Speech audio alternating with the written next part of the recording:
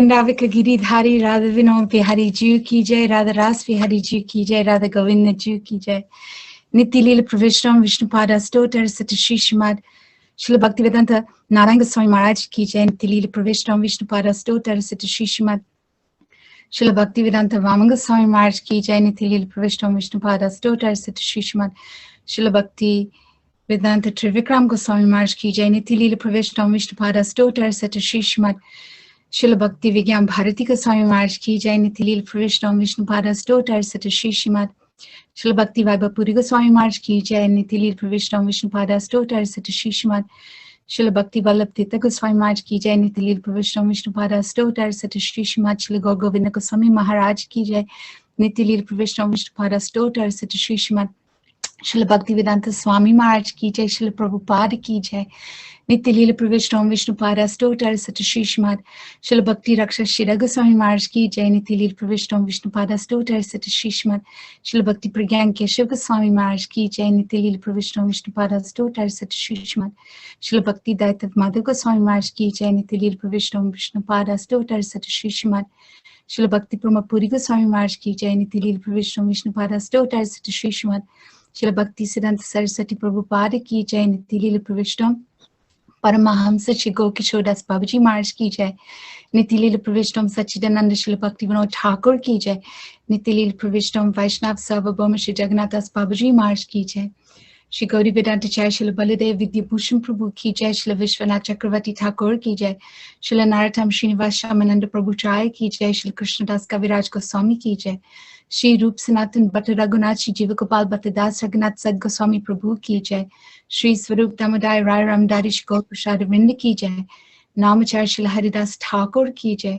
प्रेम से कहो श्री कृष्ण चैतन्य प्रभु नित्यानंद श्री अद्वैत गदाधर शिवासदि गौर भक्त वृंद की जय। श्री अंतद्वीप मायपुर सीमंतद्वीप कोजुमद्वीप मध्यद्वीप खोलद्वीप रुद्रद्वीप जनद्वीप मोटद्वीप विद्वाद्वीप पद्मकशीनावद्वीप धाम की जय।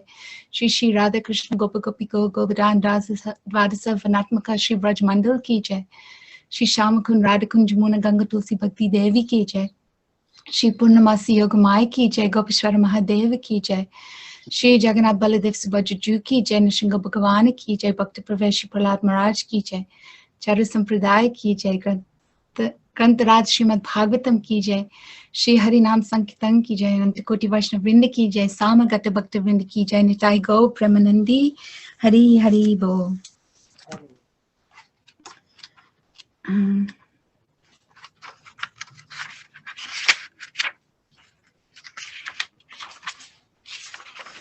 So it's page 28 in the songbook if you have it. Shri Guru Charana Padma by Srila Narottam Das Thakur.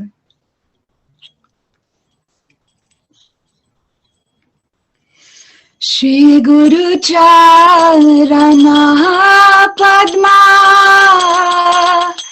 Kevala Bhagati Sadma Shri Guru Charana Padma Kevala Bhagati Sadma Manamahi Savadhana Mate Manamahi Savadhana Mate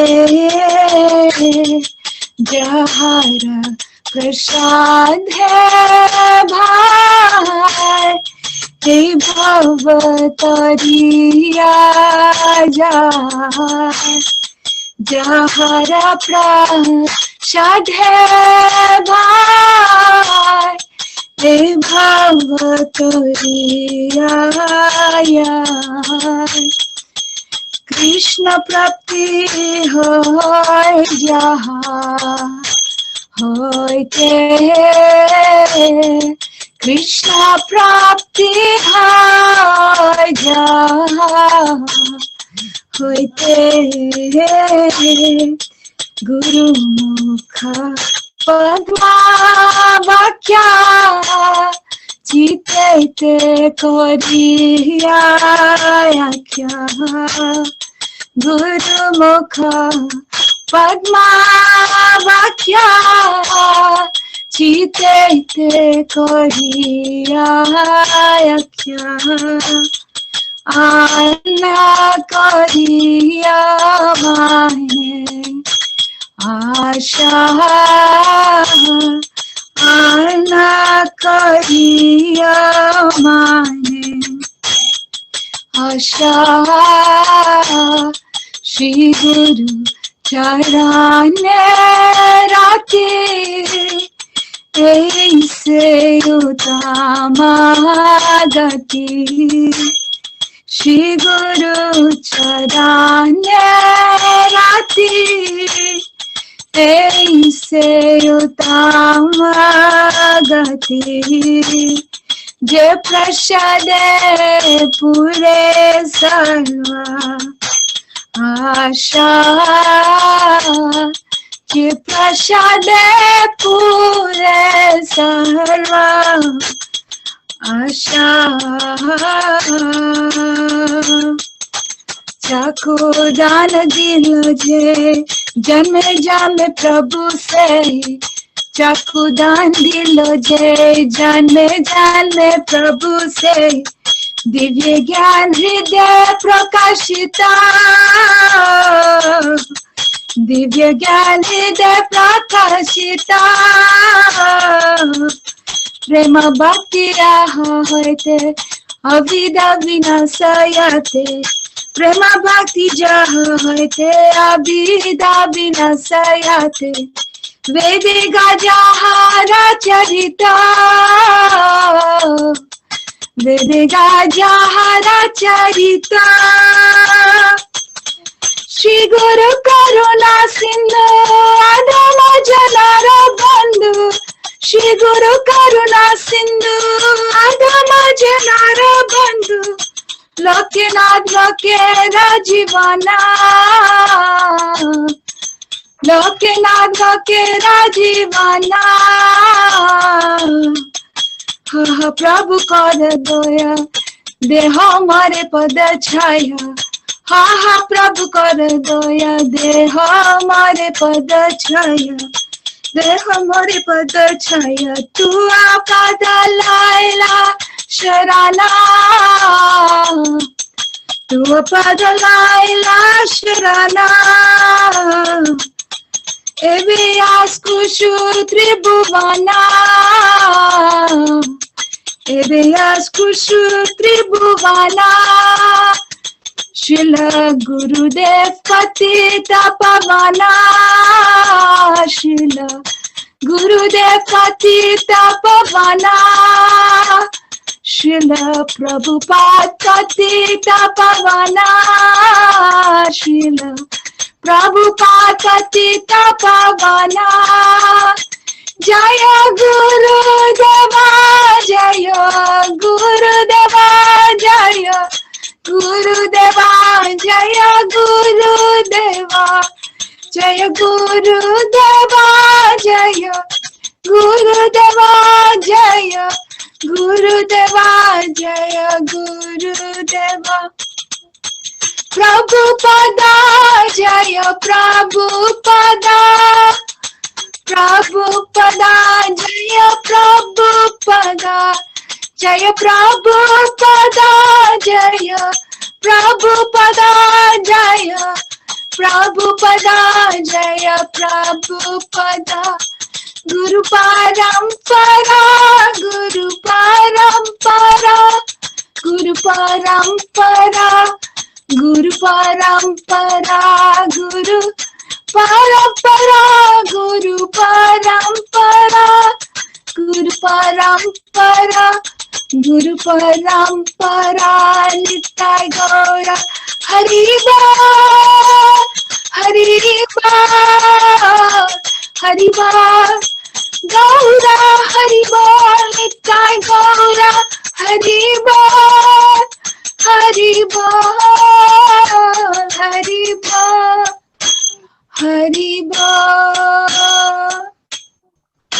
Shri Gurudev ki jai, Shri Vaman Goswami Maharaj ki jai, Shri Prabhupada ki jai, Shri Guru Parampara ki jai, Shri Rupanuga Guru Varga ki jai, Nitai Gaur Premanandi Hari Hari Bo. Hari Bol, Radhika, beautiful. Thank you so much. Thank you. Welcome. Welcome, everybody from America, from Europe, UK, from India. Beautiful to be here glorifying Srila Gurudev. Actually, we're glorifying Srila Gurudev, Srila Prabhupada, and Srila Bhaktivedanta Vamana Goswami Maharaj. But of course, the focus mainly from devotees is on Srila Gurudev. So welcome my God sisters and brothers and fathers, mothers, daughters, sons and cousins, uncles, aunties, nephews, nieces, everybody. Beautiful to see you all. And today is we've got a beautiful, amazing lineup today. I don't know if you've all seen the lineup. This is now our 22nd glorification of Srila Gurudev. Out of 64, we're going to the end of the year, although someone told us we should go on forever, which may happen, you never know. Because once we get to the end of 64, it'd be really strange stopping to glorify Gurudev. So that means we're now in the, once we get to the end of today, we'll be at 8:15 in the morning in our Ashtakalya Yuga, Ashtakalya, our day of glorifying Gurudev. And in terms of Day of Brahma, we're in the, this is really probably, Madhuvrat's probably the only one who, Madhuvrat in Germany is probably the only one who appreciates this. We're in the equivalent of the 4th Manu of the 57th Chatur Yuga, somewhere around the Dwapara Yuga, the second, Dwapara in the normal sequence, not in the Krishna appearance sequence. Madhuka's smiling there. I think he thinks he knows what I'm getting at. So the lineup today is amazing. From Vrindavan, she was a hard fish to catch, I have to say. You know, this is not easy sometimes. The best ones, the hardest ones to catch. So we have, first off, Srimati Vrindavan Vilasini, Didi. And then we have Sriman Krishna Karunya from Vrindavan. He'll be second. And then over to Navadvip, so 3 from India today. Actually, all 4 from India today. Then thirdly, we have our delightful brahmachari, Sriman Madhukara Das. Welcome, Madhukara. And then finally, by no means least, we have Sriman Rohini Nandan Das and Srimati Rasikeli, his wife from Vrindavan as well. So we're basically either in Vrindavan or we are in Navadvip today. So I'm going to introduce our first speaker. I just, on a personal note, I don't know if she realizes what a difference she made to my Krishna consciousness. So just a little personal aside before introducing her background to you. When I first became a devotee, well, I still am becoming a devotee, I suppose, but you know, when I first met Srila Gurudev and went on Parikram, should we say that for a Jewish boy from London, there were a lot of things that were a little bit strange. A lot of things didn't make very much sense.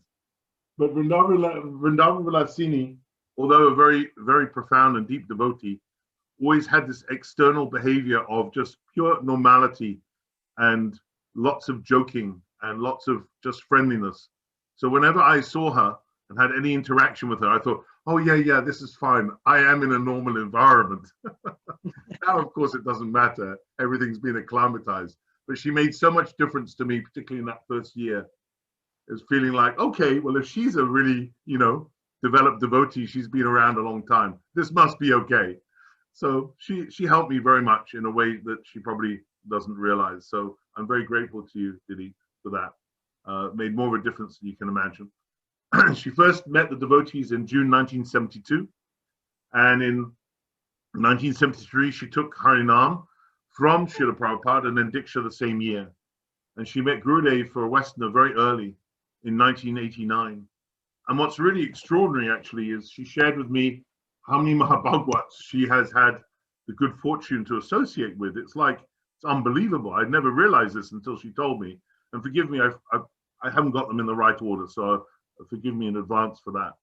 But she has met Sri Srimad Bhaktivedanta Vamana Goswami Maharaj, Sri Srimad Bhaktivedanta Tripikram Goswami Maharaj, Srila Bhakti Vaibhav Puri Maharaj, Srila Bhakti Pramod Puri Goswami Thakur, Srila Bhakti Jivan Janardhan Goswami Maharaj, and Srila Bhakti Vallabha Tirtha Goswami Maharaj, as well as the very highly respected ISKCON Guru, Bhakti Swarup Damodar Swami.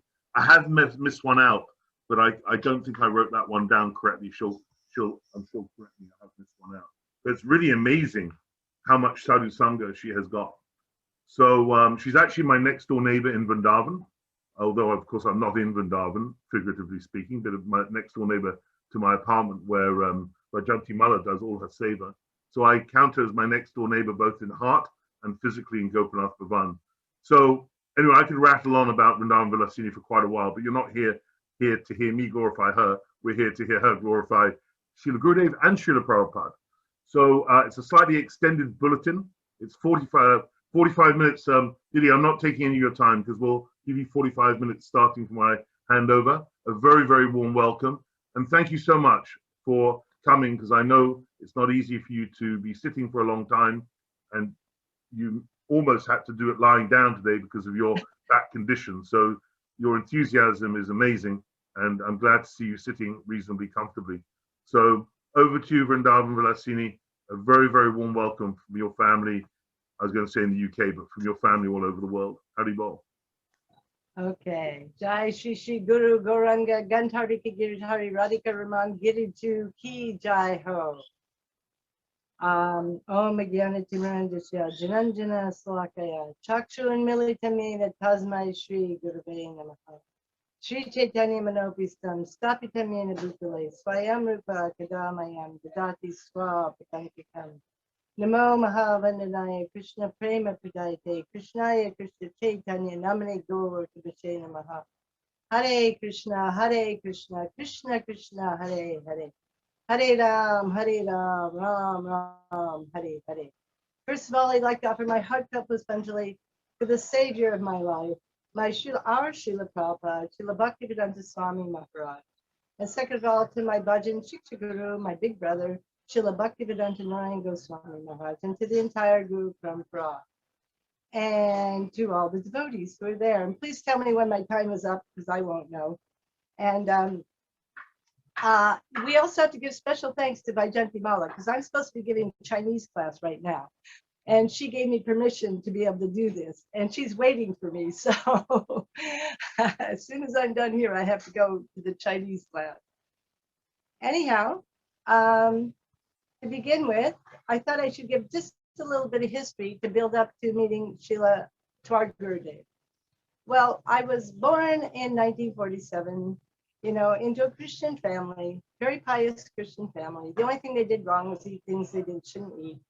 And so I had a very spiritual upbringing, actually. I was very, very fortunate. And thank God I got a human form of life, which made it possible to do bhajan.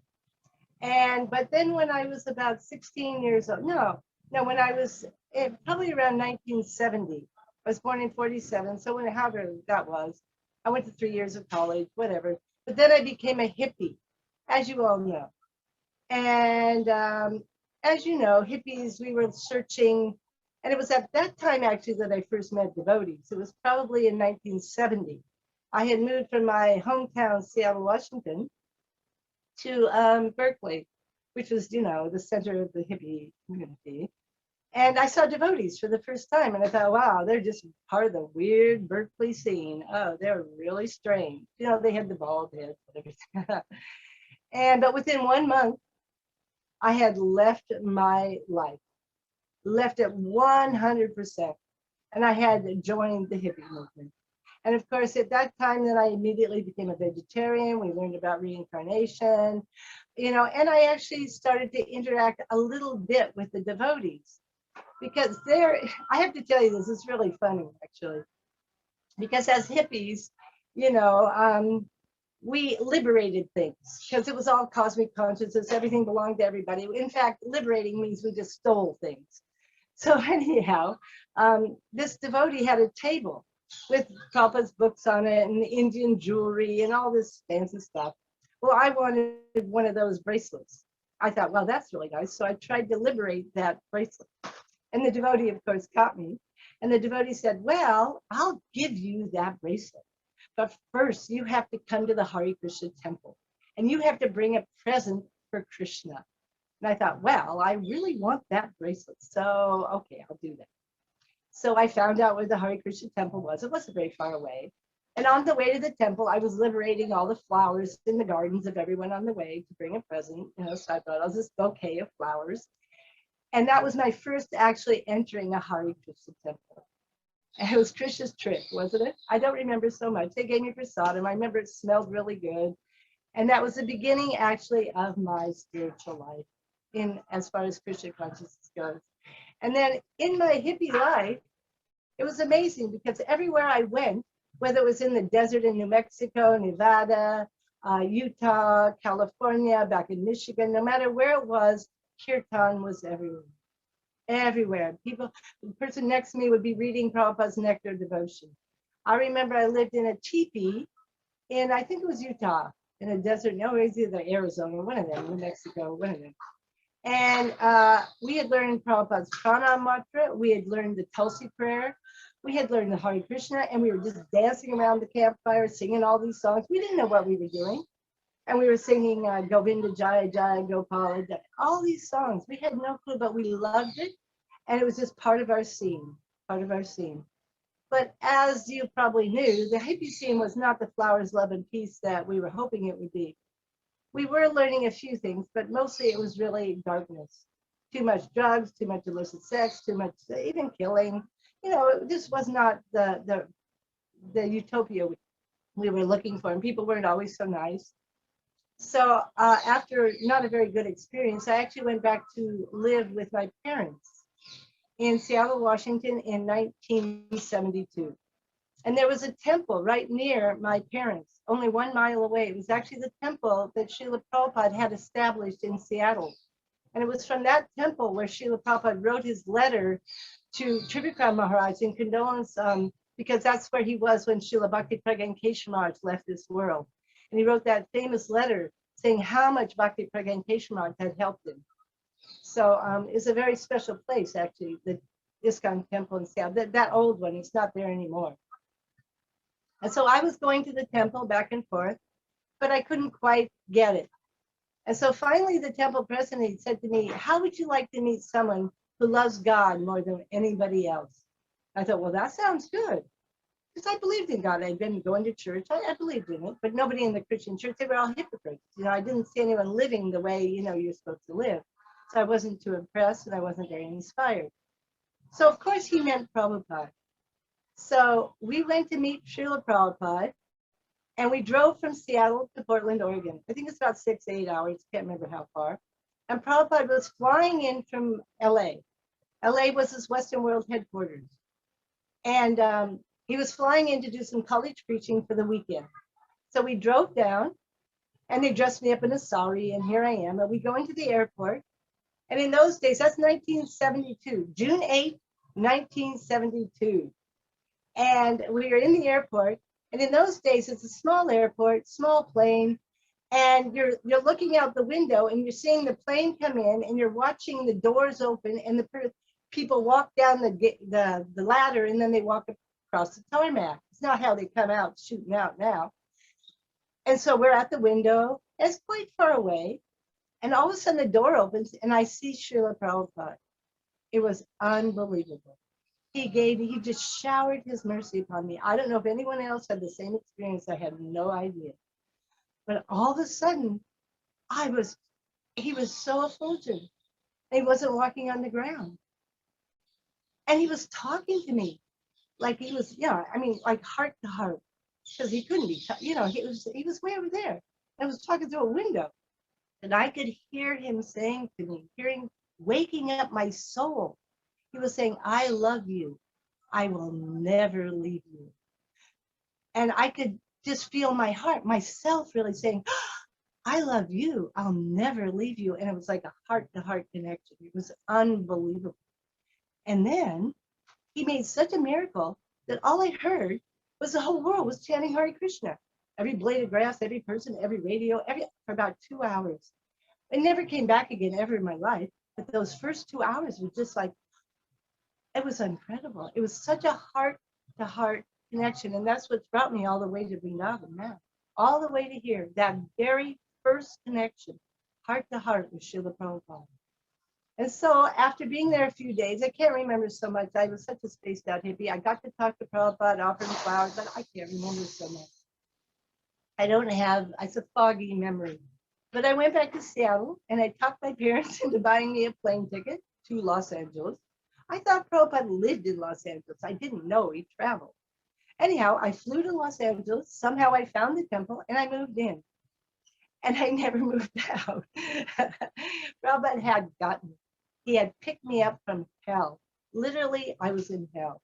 And I would say that it was probably my mother that saved me. Because I was I was a pig in stool, worm in stool, we had gone so low as hippies, really low. Even though it was good that we were getting away from American middle classism, this, that, but still, it was not the answer. So my mother was praying so hard to Jesus Christ to save me. I'm sure that's what brought Srila Prabhupada into my life. And later, when her Christian friends asked her, why you don't, try and convert her back to Christianity, you know what she said? She said, Jesus Christ couldn't save her. Only Prabhupada could save her. Isn't that incredible? She had that kind of understanding. That's how powerful Prabhupada is. That's how much he touched her heart as well as my heart. Later she came to visit me in Los Angeles, stayed in the Brahmachini ashram. And later there's more. I'll say she met Srila Gurudeva. She was a very fortunate lady. Anyhow, I moved into the LA temple. And can you imagine? When I joined, I lived in a room with 35 other ladies. We had one toilet, one sink, and one shower. 35 ladies. We just slept there. We didn't really spend much time in that room because we were too busy. Prabhupada had us. So by 1972, there was a definite program. Before that, they had done mostly just Harinam Sankirtan, but by the time I joined, there was Mangal Arti. And I lived in LA. We had 300 devotees. You can imagine how blissful Mangal Arti was. It was really, really nice. And we had beautiful big Didis. They were Radha Krishna in those days. Later, they become other names. But we were all happy. We were just so happy because, for one thing, we've been miserable before in our material life. And now here it's like darkness to light. Boom, just like that. And Prabhupada has engaged 24 hours a day, blissfully. It was just astonishing, going on Harinam, going to parties, and he was giving Bhagavatam class every morning. We got to hear Bhagavatam class from Srila Prabhupada. When I joined, it was a scheduled incarnations. Later, I heard the prayers of Queen Kunti, Ajamil, so many. And that's the real connection with gurus, hearing that Harikatha. Like the song that Radhika sang, Prema Bhakti Yaha Hoiti Avidya Vinasiyate. That's that Prem Bhakti coming out as the Harikatha and the Avidya. That's what clears the Avidya, isn't it? Of course, his smile does that, everything, his glances do that. And the thing with Prabhupada was, same with Gurudev, we only wanted to make Prabhupada happy. He instantly gave us unflinching faith. He instantly gave us that we didn't want anything but to make him happy. Really, it's amazing because what we were doing, we'd given up everything and we had nothing of our own. Nothing. I didn't even have my own clothes. You just took your clothes out of a big barrel and wore one of the saris and that was it. Yeah. Yeah, and then eventually I started doing book distribution, first door to door, then in the parking lot. Then I went to the LA airport. And the first year it wasn't even legalized, so I went to jail a few times, but then after a year it got legalized. And we're going in our saris like this and just distributing hundreds and thousands of books for Srila Prabhupada.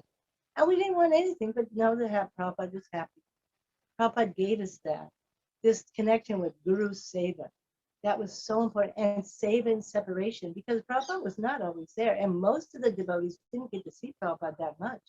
Some of Prabhupada's disciples never saw him.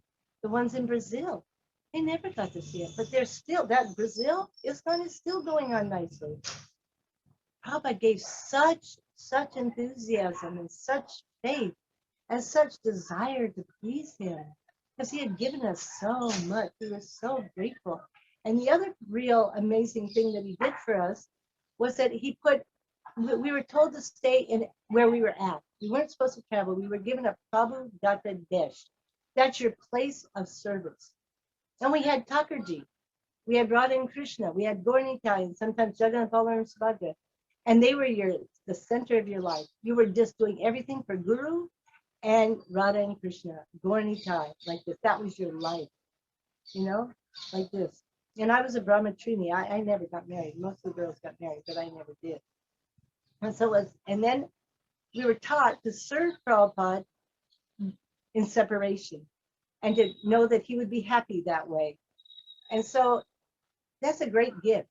It's a great gift to be given that. You have to serve in separation like that and go on through all the difficulties. Of course, the biggest difficulty was when Prabhupada left in 1977. Of course, before that, I should say one thing before that.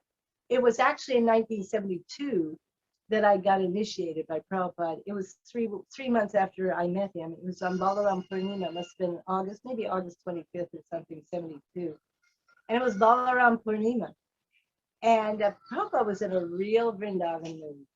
And usually you get your name by your first initial of your name. My name was Susan.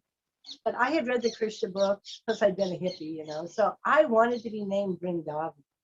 I just wanted to be named Vrindavan. I don't know why. I just thought that's what I was looking for when I was a hippie. I just wanted to be in Vrindavan. That's where the real happiness is, the gopis and the gopas. And, oh, yes, this is the center. So in this initiation, I was the last person. And he gave the name Gopinath. He gave the name Madan Mohan to someone, Vrinda, Vrindavaneshwari. He's given everybody Vrindavan names. So when he called me up, in those days you had to tell the four regular. He says, "What are the four regular principles?" So you go, no meeting, no, and I had somehow I wanted to make him laugh. I don't know. Even though I was 25 years old, I just like a little kid, and I really want to make Prabhupada laugh. So I looked up at Prabhupada after that, and Prabhupada, always remember Krishna and never forget Krishna, because that's the most important rule. We hear that. And Prabhupada just started laughing and laughing. He loved it. And he said, "Your name is Srimati Vrindavan Vilasini, Didi Dasi." That's a name for Srimati Radharani, the one who enjoys in Vrindavan.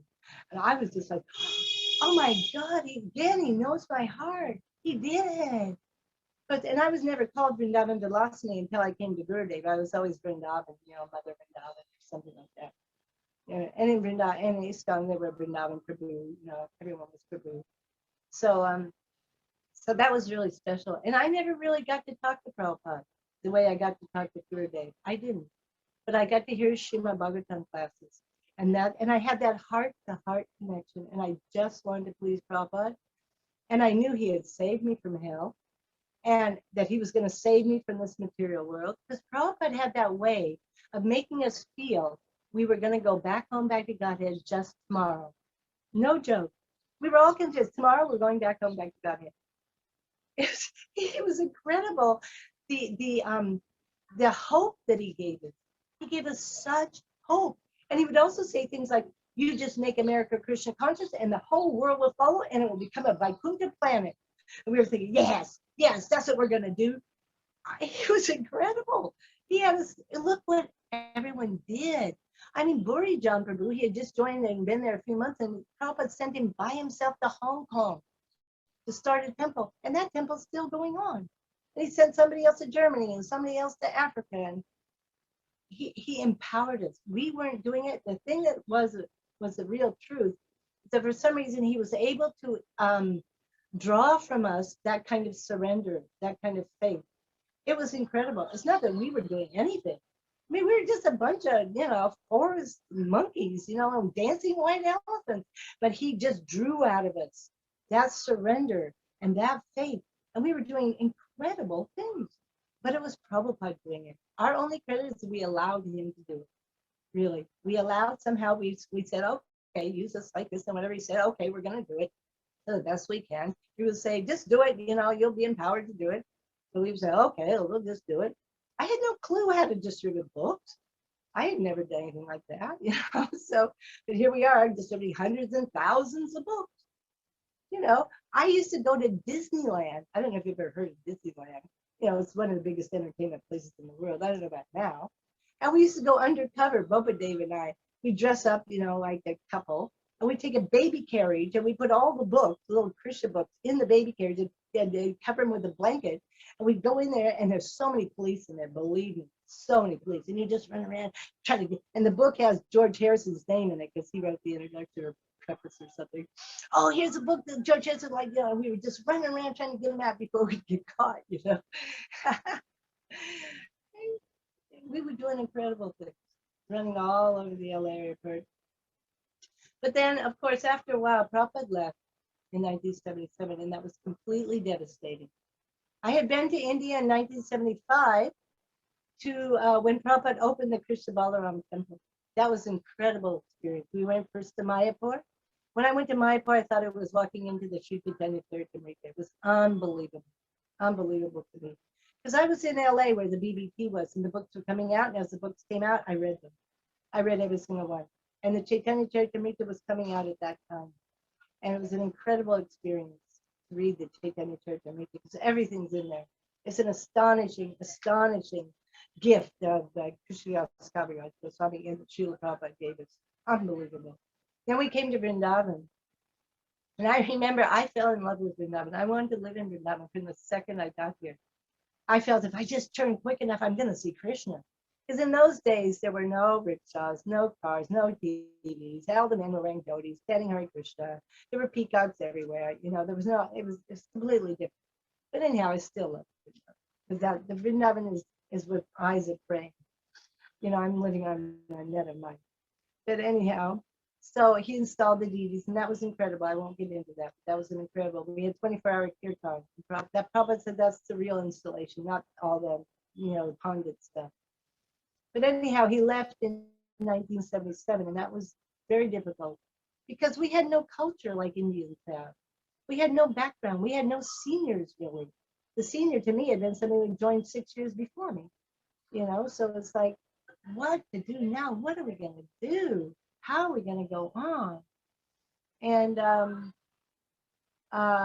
but fortunately, my temple president, he was very intelligent. The day after, because we were called in and we were told about Prabhupada, and then he said, okay, back to service. So the next day I went to the airport, and that is the thing, because it's service to Guru that is the connection. Even though I would cry when I was going up to every person, what happened? My father just passed away. But anyhow, by keeping on in the service, that's what saved us. That's what saved us. And because I was a little nutty in those days, I was 30 years old. I decided I didn't want to get deviated from Prabhupada's service because I could see this was going to be difficult times. Because I knew that my godbrothers were probably not the most qualified gurus. We were going to give it a try, but you know, it just, you know, I knew, you know, and we all knew. Anyhow, so what I did was, without asking anyone, I just put on white. You know, and in those days it meant that, you know, you didn't want to get married, you were in a house and blah, blah. A lot of ladies were wearing it.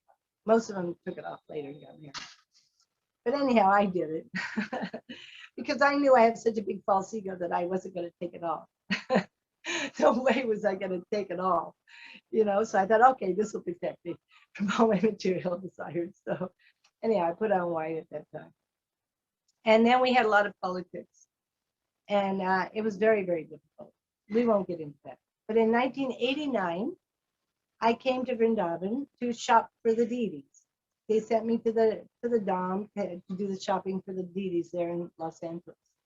And I went for Radhastami. It was in the beginning of September. And once I got there, I just knew I was not going to go back. There was just no way. Not this time. I'm not going back. Already, I stayed in Los Angeles and done my duty for 17 years. And after Rameshwar left, he was a GBC. I stayed another 3 years to make sure everything worked out. I said, I'm finished. You know, I got to get on to my spiritual life. My spiritual life is not doing well. I've got to, no. So I sent all the Didi stuff back with somebody and I stayed. And they were very angry, very angry. And somehow or other became a Guru Kula teacher, which was not the smartest thing to do because that was not, I am not meant to be a Guru Kula. To me, young kids were like Martians. I never had kids. I didn't know anything about kids. And anyhow, I did it for 4 years. That was the hardest thing I ever did in my life. But in that time, in Vrindavan, we had no politics with Gaudiya Math yet. And so I went to Mangalartik one day, and Dina Bandhu, the temple president, makes an announcement. He says, Srila Bhaktivedanta Narayan Maharaj is inviting all the ISKCON devotees to go to Keshapti Gaudiya Math to celebrate Vishra Mahotsava, which is Prabhupada's Sannyas Day, in Mathura with him. Now, before that, the only way I met Gurudev was through his kirtans, which Pushpadanta Prabhu had circulated through ISKCON. I had heard them and I loved them, but I didn't know who he was. I didn't know anything, but I had fallen in love with Gurudev's kirtan. But anyhow, so I joined that group going to the Keshapti Gaudiya Math. And in those days, we had 2 huge busloads of ISKCON devotees go to the Keshapti Gaudiya Math. That was hundreds of devotees. We went. And the temple room in Mathura was packed, mostly all Western devotees. It was packed. Gurudev was there. All the ISKCON leaders were there. Everybody was there. And they were glorifying Prabhupada. Now, I can't remember so much because I was brand new to India. Brand new to Gaudiya Math. I mean, everything was just kind of like going, whoa, what's going on here? I do remember the prasadam was great. And I do remember I saw Gurudev. But what really impressed me at that first meeting was I went with a friend of mine named Aditya. She's a Prabhupada disciple. She's now passed on. And she had helped, she was a pioneer in Bombay. She had helped Prabhupada in the Bombay project. And that was a very difficult project. Anyhow, she was in Vrindavana and we become good friends. And so we had gone together to this program. And after the program, the main program, Gurudev went in his rooms, which were the little room that was downstairs where Chaitanya Maharaj ended up being. That was Gurudev's rooms in those days. He wasn't upstairs. So he was in his little room with all the ISKCON leaders packed into that little room. And we were just outside somewhere, wandering. And all of a sudden, someone comes up and says, Aditya Mataji, Srila Narayan Maharaj is calling for you. Now, I didn't go with her because they weren't calling for me. So she went into that room where there was only men in there, all the ISKCON bigwigs. And Gurudev was telling the men, she is a very, very nice devotee because she had helped Gurudev when he had gone to Bombay to testify for ISKCON when Prabhupada's sons were trying to take ISKCON away from ISKCON. They claimed that it was theirs because they were his son and he wasn't really a sannyasi and blah, blah, blah. And so ISKCON had asked Gurudev to come and testify. So Gurudev did that tirelessly every day, going to the court all day long, and Aditya had gone with him every day and she had served him. And he was so impressed with her service attitude to him and to Srila Prabhupada. So when he called her in, and they were not taking care of her very nicely, he said, you must always take care of her. You must always maintain her. She's such a good devotee. You must take care of her. He was instructing all the ISKCON leaders like this. So when she came back and she told me that, I was just astonished. I thought, here's someone who really cares. This really touched my heart, So then we went back to ISKCON, and then a few weeks later, there was another announcement. Srila Narayan Maharaj is inviting all the ISKCON devotees to go to Dauji because he's going to lay the cornerstone for his new temple in Dauji. Everyone's invited to go. So of course I decided, well, it sounds good. I think I'll go. And because I just like to get out, I still hadn't quite connected with him yet. And there was not very many ISKCON devotees. So a small bus that went, not so many devotees. And we started by having Nagar Sankirtan through Dauji. It's over by Mahavan, Gokul Mahavan, Kastas, Dauji, the beautiful temple of Dauji. And we were having Harinam Sankirtan through the streets. And this is when I really started, my heartstrings started to go. Because I got so bored with the ISKCON Kirtan. And Gurudev's Kirtan, he was leading himself. You know how Gurudev is. I could not resist Gurudev's Kirtan and his Kirtaneers. I just kept running over to their Kirtan, and then the ISKCON people get all upset. But I just could not. I had to be with that Kirtan. And so we went to Dauji, and I remember thinking, and then Gurudev comes running in with his men, and I thought, wow, who's that, And so then we went to where the Pandal was, where he was going to give his Hindi lecture, and he was going to lay the cornerstone, and And it was a Hindi lecture, so I didn't know any Hindi. And I was still brand new to India. So I'm just kind of wandering around in the back of the pandal. And all of a sudden, I had the same experience I had with Srila Prabhupada. It was incredible. Gurudev speaking in Hindi to all these people, but I heard him talking to me in my heart. I heard him saying, "Who are you? I want to know you. What's your name?" I could hear him talking to my heart. And I was just like, wow, what? This is incredible. This is too incredible. But it took a little bit of time. It wasn't really until the next year, because I didn't know that I could just go to Gaudiya Math and walk in. I had no clue. I was just a programmed ISKCON devotee, just coming from the West. I didn't know anything. I didn't even know where Gaudiya Math was. But finally, my friend took me in 1990 to meet Srila Gurudev at the Root Snani Gaudiya. She was writing a book about the trees of Vrindavana, and she wanted me to take notes. So I went there, and for 2 days, we got to hear the most amazing nectar, because he told us all, Kaliya, the Kadamba tree there, the whole story. I mean, really long Kaliya. He took us to Vamsivat, the whole story there. Mandirvan, Jaru Mandal, 2 days full of Leela, Radha Krishna Leela, and nectar, nectar, nectar. And I was just like, yeah, this is what I'm looking for. I never want to stop hearing this. And of course, Gurudev would say, "Oh, do you like it? Would you like to come back?" You know how he is. And of course, I wanted to, but that was in May.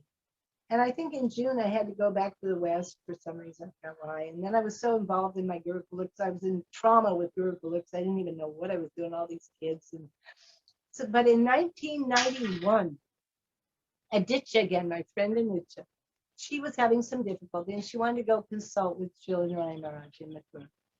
She asked me if I'd go with her, and that was in January. So we went to see him, and he was so kind. And from that day on, sometime, I don't remember the date, in January 1991, we really took him as our Shiksha Guru. It became, and we were going to see Gurudev maybe 3, 4, 5 times a week. From Vrindavan to Mathura, his doors were open. I finally understood, wow, you can just go see him. You can ask him anything. It's unbelievable. This is incredible mercy. Oh, mercy, thank you, Srila. Because what had happened was, before I met Srila Gurudev, actually, I was praying, because I'm the kind of person that I had faith in Vrindavan, in the dust of Vrindavan, the trees. I was praying to the trees and the dust for good association. And my friend, she said, well, why don't you pray for the best association? I said, well, that sounds even better. So I started praying for the best association, and then I got Gurudev. So Vrindavan Dham and Srila Prabhupada really sent Gurudev. And Prabhupada, I could see, it was his kindness to me. Because I had already started to get into higher level things in ISKCON Vrindavan. I was reading Kushakarta's books. I'd read Vilapta Spanjali. I'd read Govinda Leelamrita, Daiva Dharma. I had started to read these things. And with this, you need a proper Shiksha Guru. You need guidance. And in ISKCON, there wasn't anymore. So Prabhupada's very kind. Very kind. He wanted to give me shelter. I had taken shelter of him, and so he wanted to give me Shiksha Guru. And I'm very grateful. Extremely grateful. Because God knows I might have ended up out Radhika, who knows what might have happened. So from that day on, we were asking Gurudev. Aditya and I would first ask him, how can we improve our bhajan? And it was beautiful what he said.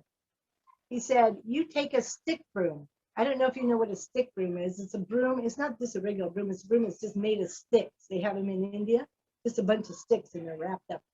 He said, you take a stick broom and you go to every holy place and you sweep and you pray and you cry and you roll in the dust.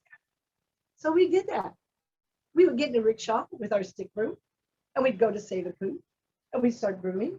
Yeah, we did it. It was just like Shyamananda. That's what Jiva Goswami had told Shyamananda. We never found a golden anchor bell, but we found the best golden guru, Srila Gurudev. So, yeah, and he told us at that time, and we had never heard of this before, that's when he told us to first start singing, Munindra Vrindavana Piloka Sokaharini. So you sing that. He didn't say anything, I'll just sing that. Those two things is what he said. And then little by little, he would say more and more. one time during the month of Purushottam, we told him, oh, we're chanting the, I think it's the 16th or 15th chapter of Bhagavad Gita, I guess it's Bhagavad Gita. And he said, no, that's Vasudev, you know. Purushottam is Krishna in Vrindavan.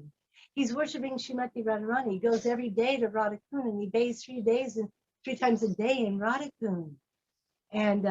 And he just chants Radhe, Radhe, Radhe. So he was telling us all these incredible things. And he was telling them to anyone who went there. I think my time is getting slow, so I better, yeah, I haven't even gotten anywhere. You got another 13 minutes. Perfect. No, boy. Okay, I better get going here. So there's so many more things to say.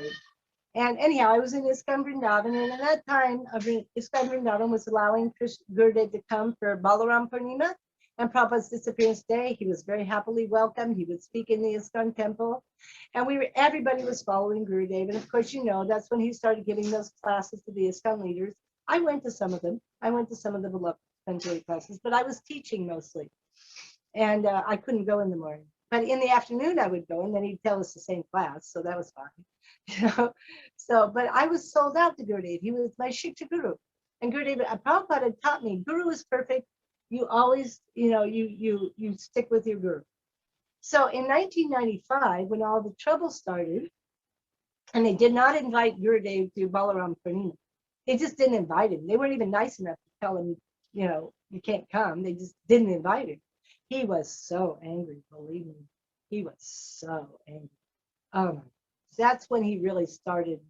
That's when that fire to go out and preach came that day. It was Balaram. Balaram wanted him to go preach all over the world. Because that night in Mathura, he gave such a class on Guru Tattva. Oh, he was on fire. And it was the next year that he started preaching all over the world. You know? So, yeah. Before that, I should make one comment. Gurudev used to write in Puri in the winters before he started traveling. I was lucky enough to go and stay with him in Puri twice, 2 winters. And it was at that time, right at the, what is it? Is it the Chaitanya Math? The one where Bhakti and Bharti Maharaj, where Bhakti Siddhanta appeared? I never remember the names of the months. Anyhow, Bhakti and Bharti Maharaj was staying there when Gurudev was there. And Keshava Prabhu. Keshava Prabhu is a disciple of Bhakti Siddhanta Saraswati Thakur, been his cook. So the 2 of them were staying there at that month. And they would come and visit Gurudev. That's when I first met Srila Bhakti and Bharti Maharaj. Gurudev actually introduced me to him and to Keshava Prabhu. And so that's astonishing. I could see the deep, loving, affectionate, friendly relationship they had. You know, Gurudev would go visit them. And when he would first see them, he would just fall flat and pay his dandavats, satsang dandavats to them. You know, especially Keshava, because he's so senior. So that was quite amazing. I forgot to say I met Keshava Prabhu too. What a Vaishnava. I also later saw him later. And he said some really nice things that I can't remember what they were. Sorry. And then, of course, in 95, when we got the ultimatum, actually, they called Shamarani and I in. I won't mention who. And they said, okay, the GBC has decided that Gurudev's banned from ISKCON. And any Prabhupada disciple who's gone to see him has to be punished. And so as punishment, you can never see Srila Narayana Maharaj again in your entire life, and you had to leave Vrindavan for 1 year. Well, I was horrified, and I thought, well, my mother has better manners than that. You got to be joking. No, no way. You know, I'm not gonna, no. And I went to see Gurudev in Delhi, and I asked him if I could leave ISKCON. And previous to this, I had asked if I could leave ISKCON, and he said, no, it's not good, because you don't normally leave the institution of your guru unless it's a really good reason. So this was a really good reason, because my guru was being offended. But at first, Gurudev said, no, you should be like a Kura, you know, stay in ISKCON and be, you know, still like me and blah. I said, no, I don't want to be a Kura. Sorry, I'm not going to be a Kura. And he said, I everything's in Hindi, and he just was going on and on and on. And I said, I don't care. Finally, he said, okay, you can leave. He gave me permission to leave. And so that was, and then after that, I went to, pretty soon after that, I went to live at the Keshavji Gaudiya Math with Gurudev.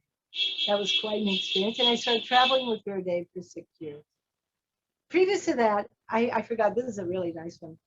I think it's 1992 or 93. I'd one of the first Westerners to ever go on Navadvip Parikrama. There were 5 Western ladies and 1 Western man. And the man had a room, and we had this little pup tent. You know, a little pup tent? And Gurudeva helped us put him up in the middle of all the mosquito nets. He was so proud of us. And all the Indians are looking at us. They've never seen anything. And here we are in the middle of them, you know, and we had to use the public bathroom. We ate all the same things, everything the same. And all the loudspeakers going, and we were like, whoa. But by the end of that, I felt I had been swimming in an ocean of Gaur Prem, and I just fell in love with it. And I never wanted to leave Navadvip Parikrama. I never wanted to leave Gurudev. I just wanted to be with him 24 hours a day. But I didn't understand a thing that was going on. It was all Bengali, Bengali, Bengali. That's when I met Bhakti Jivan Janardhan Maharaj and Bhakti Vedanta Raman Maharaj, Bhakti Vedanta Trikram Maharaj, and had an ongoing relationship with Raman Maharaj and Trikram Maharaj. Bhakti Jivan Janardhan Maharaj, I think he left the year after that. And Gurudev personally told me that Bhakti Jivan Janardhan Maharaj was the closest to him in mood of anyone. Because he was Radhe, Radhe, Radhe. It's true, it's true. And so then in Mathura, we got to hear Gurudev's classes every day. I lived in the dungeon in the basement. That was a real trial. I had to use the public bathroom. Shanti was there with me, and Uma Didi and Vrinda and Brajanath were next door. It was a Bengali Brahmachari mat. That was quite an amazing experience. As Gurudev said, if you come to me, expect to be pounded. I have to make you like into purified gold. And to purify gold, you put gold in a fire, and you bring it out and you pound it. You put it in the fire and you pound it. Well, that's what he did. It was really difficult. But his Harikatha every day really saved the day. Believe me, we got to hear. His Harikatha in Mathura was the best Harikatha. Nothing like it. Nothing like it. So incredible. Even if you didn't know what he was saying. But we always got translations. And then, of course, later on, we got direct translations with the headphones. You know, and then traveling with Gurudev was so astonishing. I'll tell you a couple of things because I don't have much time. One time in Russia, I was, because Gurudev liked to joke with me a lot, and he called me affectionately his little sister. And so we were sitting together, and he was joking with me about Rukmini and Dwarkadish, because in LA they changed the Didis to Rukmini and Dwarkadish. You know, saying, oh, you went to Dwarka and you were worshiping Rukmini and Dwarkadish. And he was like, you know, needling me. And I went, no, I didn't. I always liked it. You know, we were kind of like, and then he looked at me and he said, did you ever get to joke and laugh with your Prabhupada like this? I said, no, I didn't, but I always wanted to. And then he said something so incredible. He said, well, he told me to do it because he didn't have time. So that's just, I mean, it was just incredible. For one thing, Prabhupada hadn't forgotten it. And that he had such a relationship with Gurudev. It was just astonishing. And the most astonishing thing is, because I was with Gurudev until, you know, for 20-something years. That's a long time. A very heartfelt relationship. You know, and it was a real trying and testing, you know, and love, and it was an incredible experience.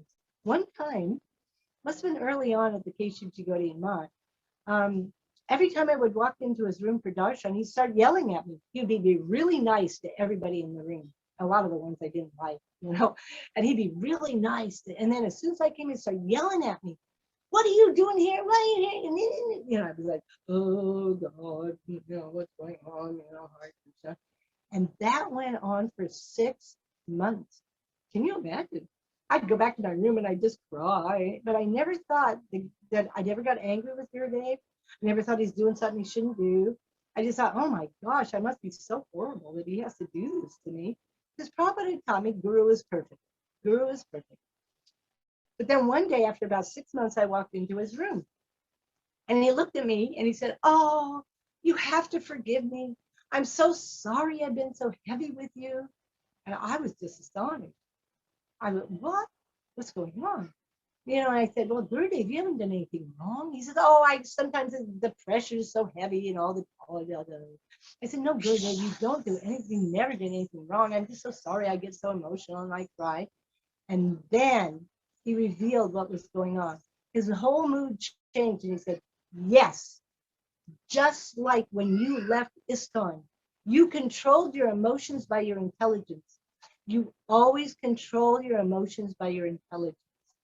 So he'd been testing me to see if I would stay with him, if I would not give up, if I would just keep coming no matter what he did. And I was stunned. Astounded. I was so grateful to him, because he wasn't just saying, oh, you're so nice, you're so nice. No, he was trying to take all the deep anarthas out of my heart. He really was. He was really Shiksha Guru, giving the Shiksha and removing the anarthas. Yeah, it was not easy. It was not easy at all. In one sense, being with Prabhupada was easier because it wasn't hands-on. It was just the heart-to-heart thing, and and the other people doing everything. But this was Gurudeva himself. One time he kicked me in the head. No joke. He kicked me in the head. I was paying my obeisances to his foot on the ground, and he had one leg crossed. And this leg that was crossed, he just bam on the top of my head. I got up, I went, oh, yeah. And he goes, go. And we were in Shergar, it was Regimental Parikrama. And he was kind of externally saying, go, get on the bus, go. And he wasn't in a good mood. But I knew what he meant. He meant I should go back to America and help my mother because she was passing. So I immediately left Kirtan, went back to Vrindavana, back to Seattle, and I helped my mother pass, and I was chanting in her ear when she passed. And she got a lot of mercy. And 5 years later, I went with my father and chanted in his ear. And Gurudev said they both come in line and they will quickly go up. He even visited them on tour. He visited their home. Can you imagine? He just went and he gave my father a big hug. And he had met my mother earlier in Vrindavan in Kartik in 1994 when I was still in ISKCON. She had come to visit me. And I had taken her to see him in the Rupanat and Gaudiya Math. This is really funny. We went into the room and the first thing Gurudev says is, oh, I'm thinking of getting your daughter married. I mean, I was only in my 50s, It was like, what? And she's kind of going, what? But it turned out, of course, he's joking, and he met Krsna. But 6 months later, when I went to visit her in Seattle, the only person she could remember was the man who wanted to get me married. So just see how clever is Guru. How clever. He made her his, and then he went to visit her in Seattle, and he went to visit my father. How amazing, isn't it? He's so incredible, compassionate to one and all, wants to take everyone back home, back to Godhead, isn't it? He says, you all better learn to get along together because I want to take you all back together. Better stop criticizing, fault finding, and learn to live together and serve together, isn't it? That was one of his topmost teachings. Don't criticize, don't fault find, just serve. See everything coming to you as your own activities and go on serving with your heart and with your body and with your words and with your mind. Just go on serving and everything will come. Everything will come. So we are so fortunate, so fortunate. I mean, there's unlimited things to say about Srila Gurudev. Of course, in 2002, we need to stop now, but I feel like everybody in the audience, I feel like everyone would want to throw tomatoes at me for stopping you. In fact, I want to throw a tomato at myself. No, I have to stop. Radhika's actually, no, you got to go to your Chinese class. But honestly, that was like unbelievable. It feels like about 3 minutes has gone by. It was such a perfect, I want to say it's such a perfect glorification because you imbued so much of the teaching of Prabhupada and Gurudev within all your personal experiences. It was amazing. And it inspired me, like somebody needs to get recordings from you and turn this into a biography because it's incredible for us to hear these experiences, like Prabhupada telling you that I love you, I'll never leave you. Amazing. And how he engaged you 24 hours in Seva and how Seva saved you when Prabhupada disappeared. And I loved it when you said that little kids are like Martians. That was hilarious. That was just a little anecdote. And hearing Gurudev's Kirtan and how inspiring that was for you, and taking Shiksha from Gurudev from January 1991, and how Gurudev and how you prayed for the best association. That was a great instruction for me personally, and how Gurudev instruct you regarding bhajan with a stick broom and to pray and roll in the dust. We can do this through mind. It was just amazing. And that Balaram Appearance Day class, I want to look that up and find it. Like, you really inspired me to find out what the contents were of that class. So thank you from the absolute core of my heart. And I feel that Yashadari wants to thank you as well before you go to your Chinese class. And I think we're going to have to plead with you to come back on. I know that's going to be a tough call. Yashadari? Well, sometime I could start where I left off and finish. Yeah. Absolutely. Amazing. Vrindavan Vilasini Didi. So, thank you. Thank you. No, thank you. Thank you so much, Didi. We're just feeling really fortunate. I actually feel so privileged to be in your association. And yeah, it was incredible. We're just really lucky, actually. Didn't realize how lucky we are. I'm lucky to have all you. Believe me, I'm lucky to have all you. Well, I've got so much to learn from you, and I'm looking forward to learning that from you when I move to Vrindavan.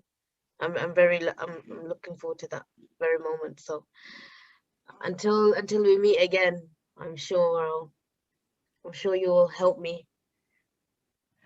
Jai Haribol. Glories to Srila Prabhupada and Srila Gurudev. Jai. Jai. I gotta go. Oh, thank Vajanti Mala. Hey, thank Vajanti Mala for me. I will. And tell her the fish. I will. Tell her she hasn't got away. Okay, I'm not letting her get away. Okay. Okay. Haribo. You should have done the Prabhu. Is Krishna Karunya Prabhu there? Sorry. Yeah, okay. He's Okay. here. Okay. I can't hear you. You just put yourself on mute, but that's cool. So he's on the Maha. Okay, okay, perfect. Okay, so we now move not so far from Vrindavan, actually to I think the opposite side of Vrindavan, not too far. I think he's in Radhe Kunj at the moment, who is a devotee that met, or Krishna Karunya Prabhu met, or the devotees in 1989 in the Philippines when he was 18 years old. And in 1997, he met or got hooked onto Srila Gurudev's Harikatha. And in 1998, Srila Gurudev came to the Philippines for the first time, and that's where he met Srila Gurudev. And on Jiva Goswami's appearance day in 2000, he took Harinam and Diksha. And Krishna Karunya Prabhu is someone that's been serving in Gurudev's publications for many years, and I've personally spent some time with him, and he's just so wonderful, and he's so always willing to help when you need some sort of service, and he's always really engaging, and his Harikatha is as beautiful. You can see that the engagement of his service has led to such abilities to be able to actually glorify Srila Gurudev through the books and Vanis of Srila Gurudev. So with great pleasure and honor, I would like to invite our next guest, Krishna Karunya Prabhu, to join us and in glorifying Srila Gurudev. Dandavat pranams. Dandavat pranams. You can hear me? Yes, very well. Okay, nice. So I'll start? Yes, please. Om Jnana Timirandasya Jnananjana Shalakaya Chakshurunmilitam Yena Tasmai Shri Gurave Namaha Vancha Kalpatarubhyascha Kripa Sindhuve Vacha Patitanam Pavanibhyo Vaishnavibhyo Namo Namaha Shri Krishna Chaitanya Prabhu Nityananda Shri Advaita Gadadhar Shivasadi Gaura Bhakta Vrinda Hare Krishna Krishna Krishna Hare Hare Hare Rama Rama Rama Hare Hare. First of all, I offer my sastang dandavat pranams unto the lotus feet of our most worshipful Srila Gurudev, Nitya Lila Pravishta Om Vishnupad Srimad Bhaktivedanta Narayan Goswami, Srila Guru Maharaj, to our Rupanuga Guru Varga, and to all the assembled devotees, my worshipable seniors who are listening right now. I hope the reception is okay. I'm just using one phone. I'm not so used to this Zoom. So I'm borrowing someone's program and someone's account. So hopefully the line will be okay. So Srila Gurudev, everybody knows, We have our own like special time and relationship with Srila Gurudev. And this actually he opened for everyone. When he gives Diksha, we know Diksha is the time when Guru gives Divya Gyan. And we know Divya Gyan really is what? Sambandha Gyan, relationship. So before we can even have relationship with Krishna, then Guru gives all this relationship to himself and to the family of like his own family.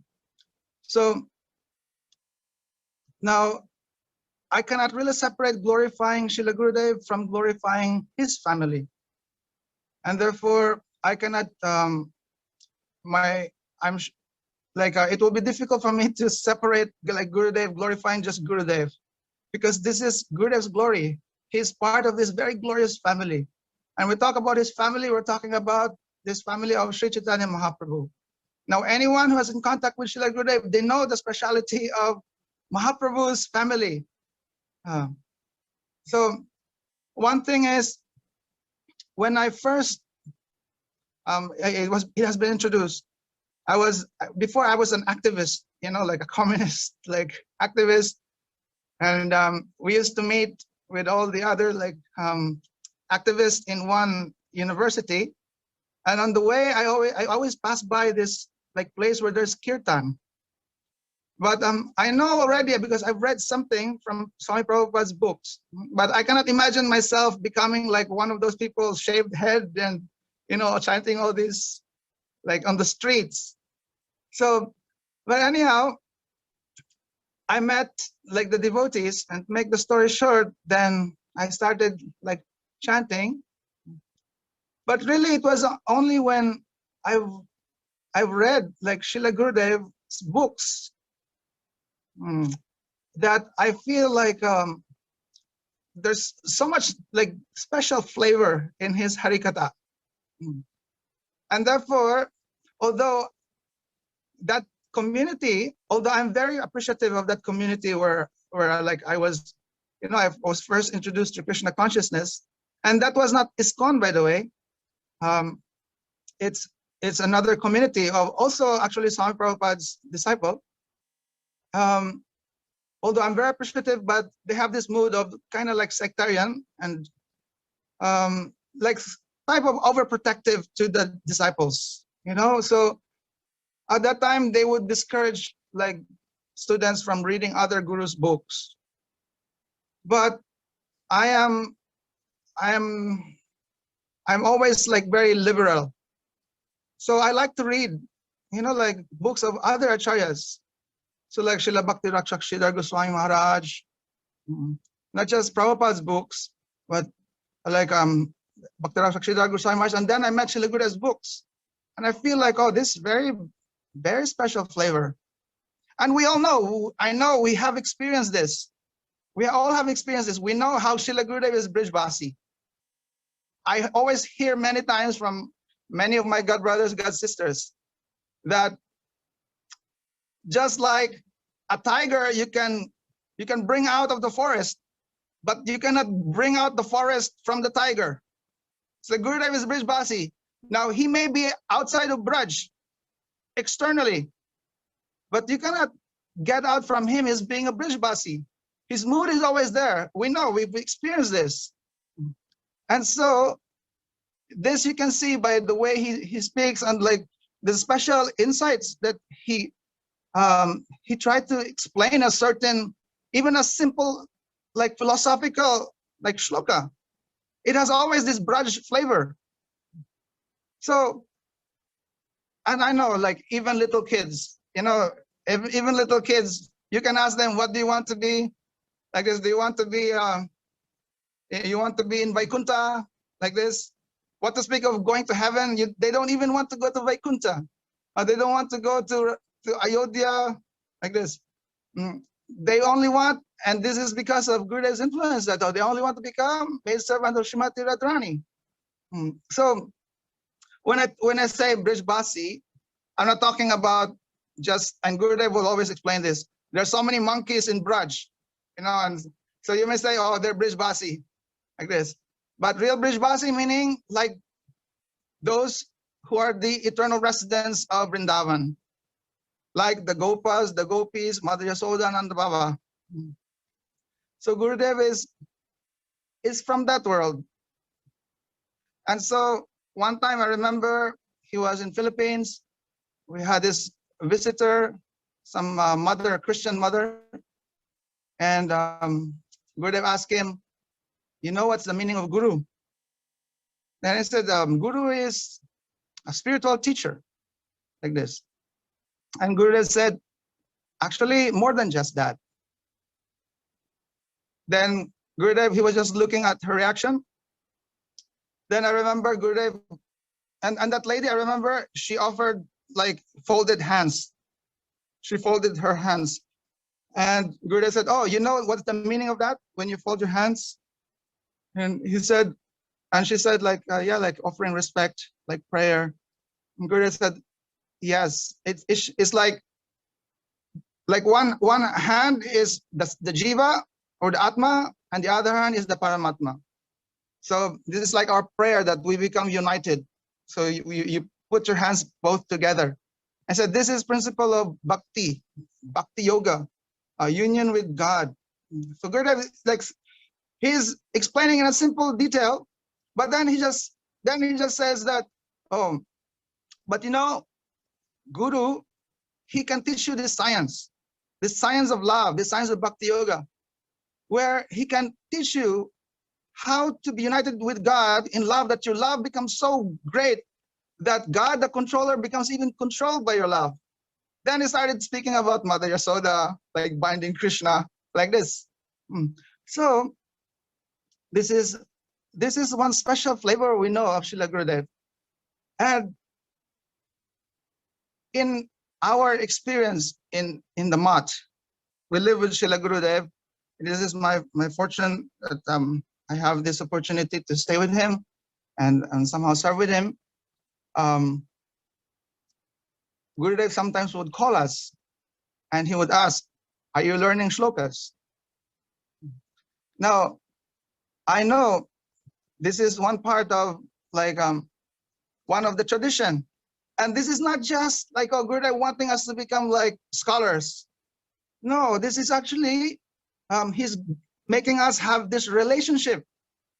Because if you have relationship with Krishna, then like anyone, you know, they're into all this, all different ways of social media, like this. And they're sharing what their friend is telling. They're showing all these pictures. So Brijbasis, they like to share, oh, all these things in Braj. And that's what Gurudev is doing. He can only speak about like Harikatha. And all these verses that gives you a very nice image of what is that world about. So Gurudev, one time in his room, because every morning that is my seva, I clean his room. He goes morning walk. That time when we know Vaisnavas would tell us that, like in Asta Kalya Lila, in the morning time, Radha with all her manjaris would go to Nandagaon to cook for Krishna. So it's around that time Gurudev would do his morning walk. I know he would be absorbed in that pastime. So while he's doing his morning walk in the park, and then that is my seva, I'm cleaning his room, his bathroom, like this. So then one time he came back and he was asking me, how many shlokas you learned? I'm very new at that time. And like I said, I don't know, maybe like 20. And Gurudev was laughing, only 20.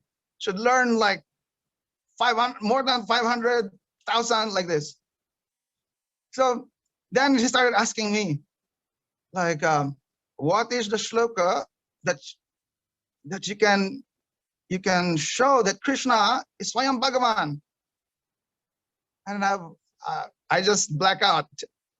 Then you know this verse that now I can't even remember this Krishna Bhagavan Swayam, you know, in Brahma Samhita. There he was telling like, okay, tell me a shloka that in just one shloka you can tell what is the teachings of Sri Chaitanya Mahaprabhu. Then again I black out. Then Gurudev explained, you should learn this Aradyo Bhagavan Brajesa Tanayas Tadham Vrindavanam Ramya Kachedo Pasana Vrajavadu Valgenaya Kapita. This verse. And really, this is one of the things we have to appreciate from Srila Gurudev. You know, when Srila Gurudev welcomes us in this family, there is very specific, and he's very consistent, like for all his children to understand really what is this family of Mahaprabhu all about. It's not just enough. Of course, this is our process. Oh, we do Kirtan, we do Harinam, we're chanting our japa. But Gurudev is very consistent. We have to understand, like, really, what is the speciality? What is the gift that this family is giving? And so he would ask sometimes. I remember. I think everyone knows this. During the time of Prabhupada, like he would make the devotees glorify Srila Bhaktivinoda Swami Prabhupada. He's asking them, Gauravani, because it says Gauravani Pracharini. So what is Gauravani? So this is one of the things that, and really this is what Gurudev's teaching is all about, Gauravani. Because we're Gaudiya, we're followers of Mahaprabhu. And so he wants us to understand what is Gauravani. And then of course, any of his disciples, they will know. This Gauravani is that which Mahaprabhu taught, and this is embodied in his Shikshastakam. This is the teachings he taught to Rupa Goswami in Rupa Shiksha. This is the teachings he taught to Sanatan Goswami in Sanatan Shiksha. You can read all about this in Chaitanya Charitamrita. And there's his teachings, or these teachings you can learn from reading Rainamanda Sambad. This is all about Prayojan. His teaching to Rupa is all about Avideya, to Sanatan Goswami, all about Sambandha, like this. And that Mahaprabhu, he ordered to his preachers, like Nityananda Prabhu, Haridas Thakur, Bhaja Krishna, Koro Krishna Shiksha, worship Krishna, and like chant his names. So, and especially, I've mentioned like Shikshastakam. So Gurudev, at one point, he was telling, what is this Gauravani? But our Guru Varga already had written like a shloka that kind of like summarize this. So just in one slok, then you can explain this. And that's what Gurudev was asking me, which slok. And so then he would recommend this. He would actually be very happy if someone asked, if Gurudev would ask, and I've seen this, if Gurudev asked, what is the teachings of Mahaprabhu? And if you go explain like this, and not so, like not very clear, he won't be very satisfied. But you just say the verse, Aradyo Bhagavan Brajesh, and explain from that, then yes, then he's very happy. Because here it's very clear, Aradyo Bhagavan, our worshipable deity is who? This Krishna, who is son of Nanda. Aradyo Bhagavan Brajesh Tanayas, the son of the king of Braj, not the one from Mathura. Not this Mahavishnu, not the Narayan in Vaikuntha, like this. Then Tadham Vrindavanam, and his abode is Vrindavan, like this. Not Mathura, Dwarka and others. And then Ramya Kachidupasana Vrajavadhu Vargena Ya Kalpita. And so he said, he's our worshipable Lord. So what is the best way of worship? So then, like the gopis worship him, that type of love. That is the best worship. Prajavadu Valgena Yakalpita. And then, where's the evidence of this? Srimad Bhagavatam Pramana Mamalam. The pure evidence of this is Srimad Bhagavatam. And really, that is our teaching. Our teaching is mostly from Srimad Bhagavatam. Srimad Bhagavatam Pramana Mamalam, Prem Pomartha Mohan. And Prem is the ultimate wealth, the ultimate goal of human life. Prem Pomartha Mohan. Sri Chaitanya Mahaprabhu Matamidam Tatradaruna Parha. This is the teachings, and this is like directly the opinion of Mahaprabhu. I don't care for anybody's opinion, like this. So that's one. And of course, our Bhaktivinoda Thakur, he also wrote the same way in this Dasamul Shiksha. So Gurudev would be very happy. And he wants us to know this. So I'm just mentioning this because I'm trying to show appreciation how Srila Gurudev is ultimately making us enter to that mood of that family of Sri Chaitanya Mahaprabhu.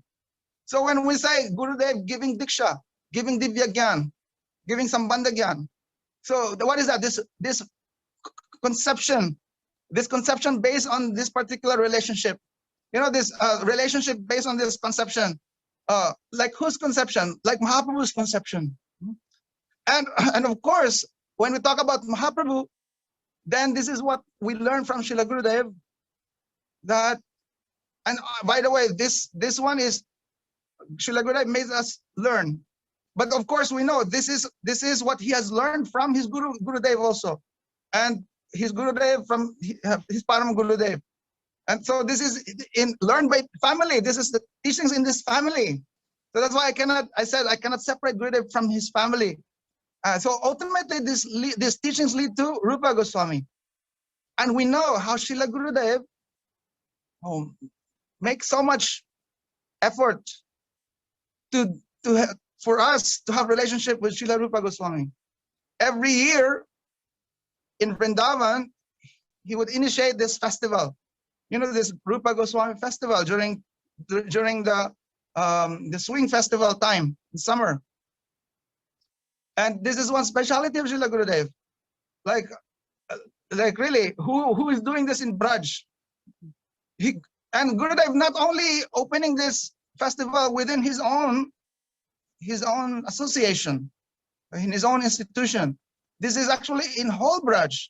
He's inviting like very big scholars also, even from other sampradaya. And in this way, they are, because you know, sometimes they have some different conception of Rupa Goswami. So Gurudev would let them, and mostly they see Rupa Goswami, oh, great scholar, he's writing all these things. But then when they come, they would glorify Rupa Goswami. Some misconceptions they have, Gurudev would correct, but Gurudev would correct in a very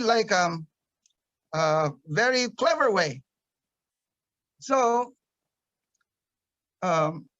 every year this is happening, and I'm sure many of us like witnessed there. We've joined this festival.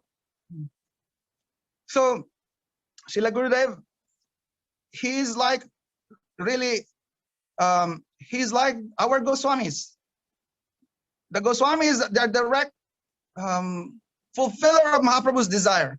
We know, like Srila Rupa Goswami, Sri Chaitanya Manobishtam, Stapitam, Yaina Bhutale. In this world, he has established the innermost desire of Sri Chaitanya Mahaprabhu. How is that? With all the other Goswamis, what did they do? Oh, they produce all these literatures on bhakti, not just on bhakti rasa.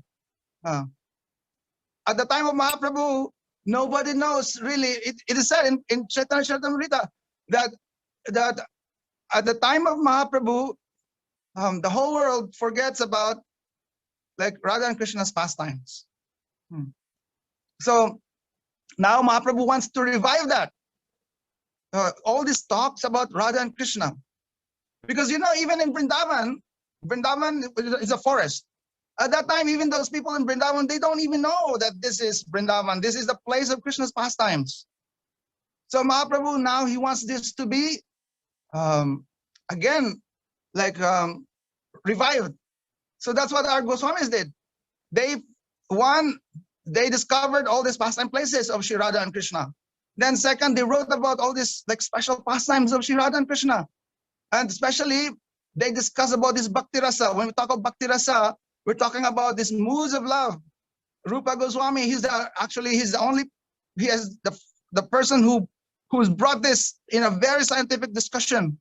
All this Bhakti Rasa, ultimately showing the superiority of the love of the gopis. And then, and how to develop this relationship with Krishna? Establish deities. And fourth, to follow, to teach about Vaishnava etiquette. Because when we say, oh, we want to be like, we're following Raganuga Bhakti, spontaneous love, no need to follow rules and regulations. But Mahaprabhu want this thought also. So I see that what the Goswamis have done, now we are reaping the result of what the Goswamis have done. Now we come to Vrindavan, there's more than 5,000 temples in Vrindavan. Like even little kids, they know the name of, oh, where's the Seva Kunj? At that time, nobody knows. But at that point, nobody knows. So now we see Srila Gurudev is continuing this. Srila Gurudev and this line, this family of Mahaprabhu is continuing this mission. Like in your country now, who knows about Radha and Krishna? There's no talks about Radha and Krishna. But by mercy of the family of Sri Chaitanya Mahaprabhu, like Gurudev going there, and then this talks of Radha and Krishna become established like this. So Srila Gurudev, one thing is he has written very important books. Like we cannot pay, we always remain indebted to Srila Gurudev for translating Jaiva Dharma, Bhakti Rasamrita Sindhu Bindu, the books of Vishwanath Thakur,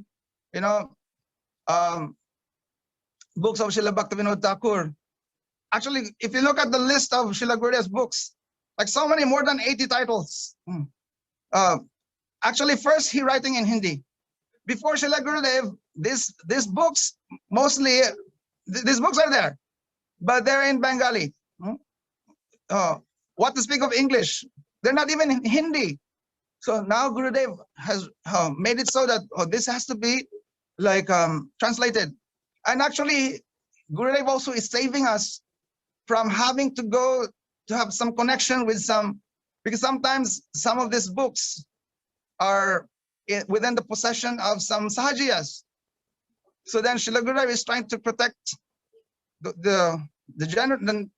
this generation, future generations, from having to have connection with like sahajiya groups, and like having proper understanding of all these books. So he's writing commentaries. So therefore Gurudev, I've seen Gurudev spend so much time. Sometimes in Rishikesh, I've seen when he was in Bangalore, in some programs, even having programs, he continues to do his writing. And when we know, like in Philippines, he would stay many days writing. In Hawaii, and Gurudev like considered this book publication like one of his very important seva. And this is my fortune to be part of like helping in this way. I'm not translator, I'm not editor. I'm actually like foolish, but I know something with computers, so that's my seva I'm doing. But just by doing this, I've seen, oh, this very good service, Gurudev very happy. One time when I brought, and this is one of my like like special time when I bring a book, or when we offer a book to Srila Gurudev, or often offer the magazine like Praise of the Harmonist. And when like Praise of the Harmonist magazine, for example, then I always remember this one time when he opens every page, and he would like his eyes would become big, and he'd say like, oh, like very nice, like this, then you can see, oh, Gurudev very happy.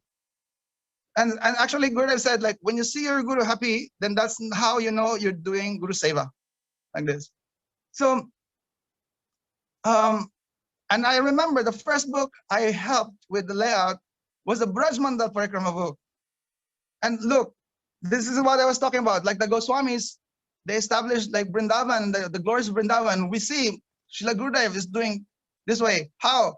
One thing is he's publishing Braj Mandal Parikrama book, where he's trying to show the glories of these different places of Vrindavan, and actually inviting everyone, come to Vrindavan, like this, come to Vrindavan. And also in Vrindavan, then he's doing Braj Mandal Parikrama, where we can actually take the dust of these holy places, because the Gurudev will always say, there's a boon of Narad Muni that by the dust of this place, definitely Prem can come. So anyhow, Srila Gurudev, he's giving this opportunity to all his children, that we become, that we can come to Braj. And so another thing also, like the Goswamis established deities. There are some very special deities that Gurudeva established. Like in Rup Sanatan, Gurudeva established this deity of Sri Vrindadevi. Vrindadevi originally wasn't from Vrindavan, and now Vrindadevi is in Kamyavan. But Gurudeva again established one deity of Vrindadevi, and that's in Rup Sanatan Gaudiya Math. Gurudeva also established this deity of Yamuna, where in our Durvasa temple in Mathura. But of course, Gurudeva established all the time. Gurudeva have relationship with Radha Vinod Bihari. We know this very special deity of our Param Guru. That's a big discussion. Also, but Gurudeva established his deity Radharaman Bihari. But we know Srila Gurudev, he's like he's telling that in all his like classes, he's always encouraging us to dive deep, understanding the works of our Goswamis. So you can never separate Gurudev from like Rupa Goswami's teachings. Like when Srila Gurudev started his teaching, then he always like focused on the teachings of Rupa Goswami, like this Upadeshamrita, like essence of all advice. What is the essence of all advice? Oh, you live in Braj, Tistan Braje Tad Anuragi Jananugami. Live in Braj, stay with those Tad Anuragi Jan, those people who have this Anurag, who the Brijvasis. Live with them, and with them, then constantly always engage your tongue and your mind in Tanam, Rup, Charitadi, in the names, forms, and pastimes in Kirtan. So he said, this is essence of all advice. And one thing Gurudev would always, and actually this is the first class I heard from Srila Gurudev. And by that class, I thought really like, this is the real thing. He was explaining this verse, Anya Bilashita Sunyam. The first class I heard from Srila Gurudev. And you know, Srila Gurudev would always want all his children to understand this verse. Sometimes some devotees may feel like, oh, this is like cliche, like again. But no, this is our life. And very important to understand this. This is the foundation of everything we do. Anya Bilashita Sunyam, Gyan Karmadi Anavritam, Anukulyena Krishnanu Silanam Bhakti Rutama. Gurudev said, if you don't know this verse, you're not my disciple. So, yes, we have to know this verse. And we have to live this verse. This is our Rupa Goswami explaining to us. So, like this. Now, one thing we have to appreciate really is, now I'm looking at the time, Gurudev, he's only, you know, with Srila Gurudev, then we understand what is really Rupanuga. We know the speciality. Okay, Mahaprabhu giving this Ragmarg. So there's Raganuga Bhakti. So Raganuga Bhakti, the love of the Ragat, following the love of the Ragatmik, the Brijbasis. Then you become Raganuga. You're trying to follow like how the Ragatmik Brijbasis are doing. That's Raganuga. So that can be in moods like Sakya, Vatsalya, Madhurya. But when you say Rupanuga, that is like following the moods of Rupa Manjari, as taught by Rupa Goswami.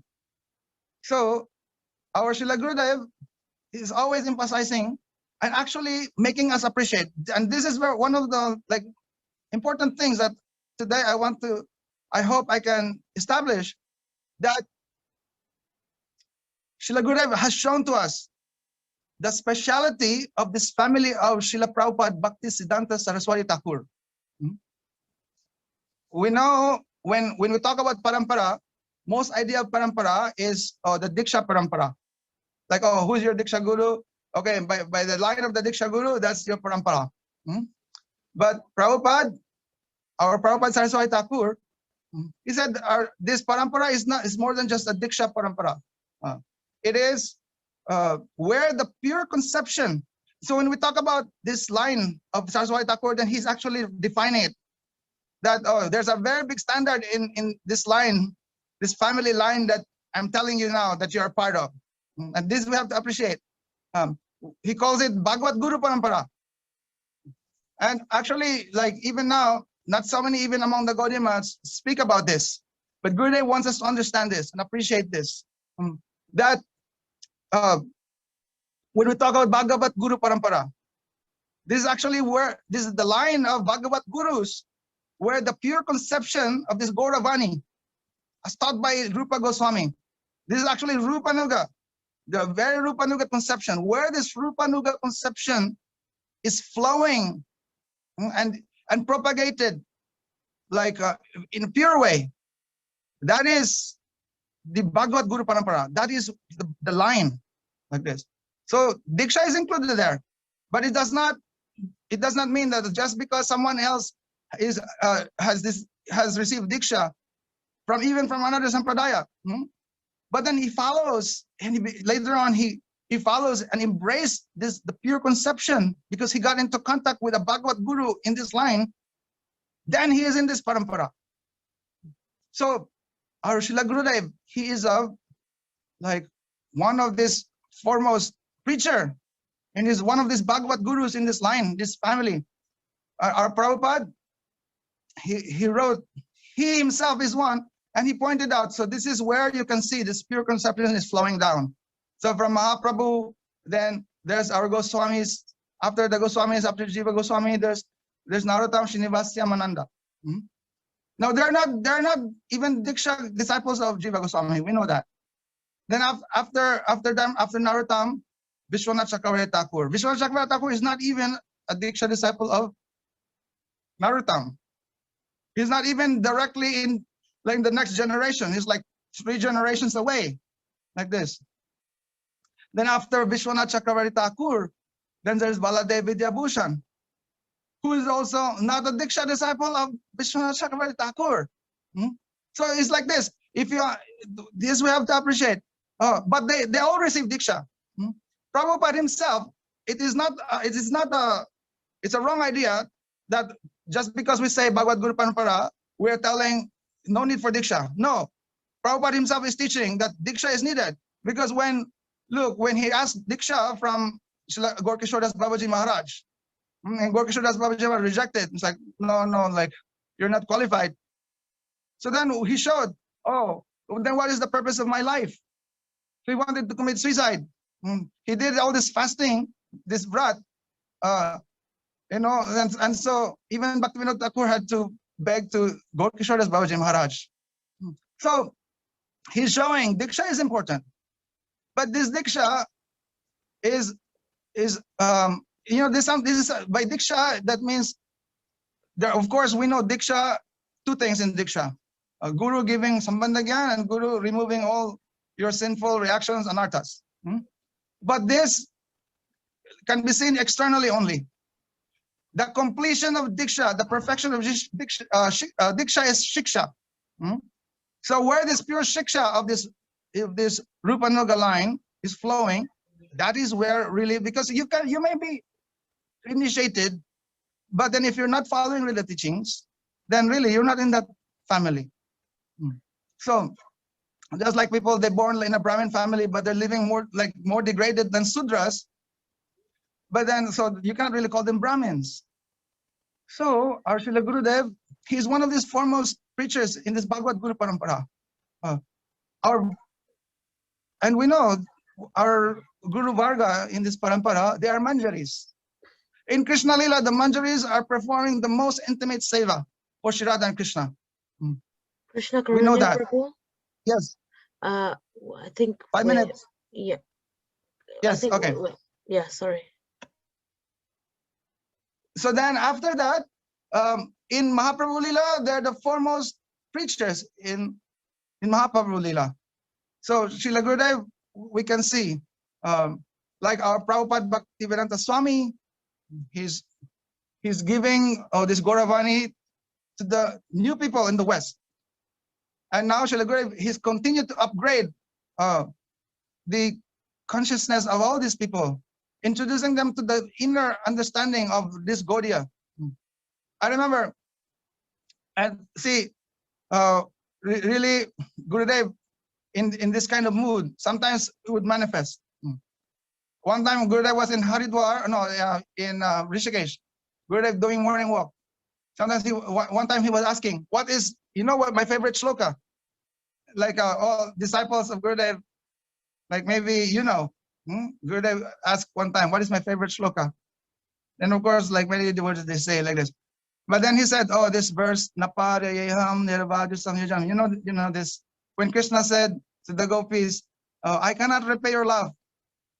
Like even if I lived the life like so long, like Lord Brahma, I can never repay your love. He accepted defeat.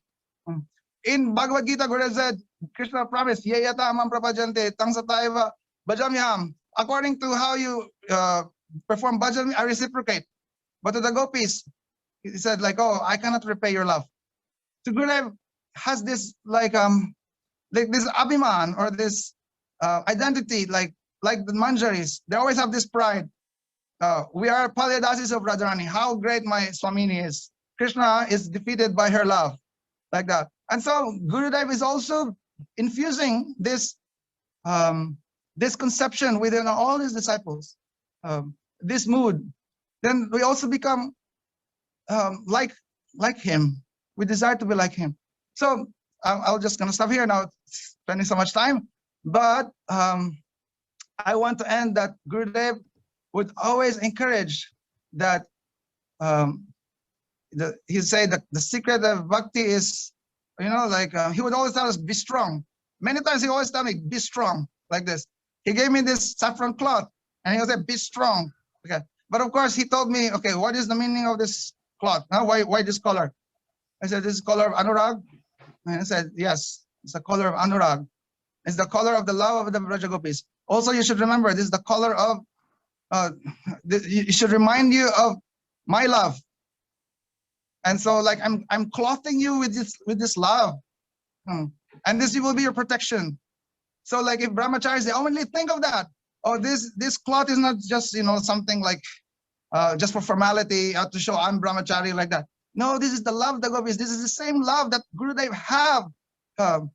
And he's protecting me with this. He's clothing me with this love. He wants me to have this love also. So then you become strong. Gurudev always said, be strong. But Gurudev always say, have Guru Nishta. So Gurudev one time he explained, what is this Guru Nishta? He said, some people, they would say, oh, I love Gurudev so much, but then I don't like this Seva or this, you know, his servant, I don't like this. And Gurudev said, oh, that is not symptom of someone who has Guru Nishta. He said, someone who has Guru Nishta, his love is Gurudev so much that when he sees someone serving his Guru, then he becomes so indebted. Oh, he's serving my Gurudev. Oh, he's my family member. Like this. Even like a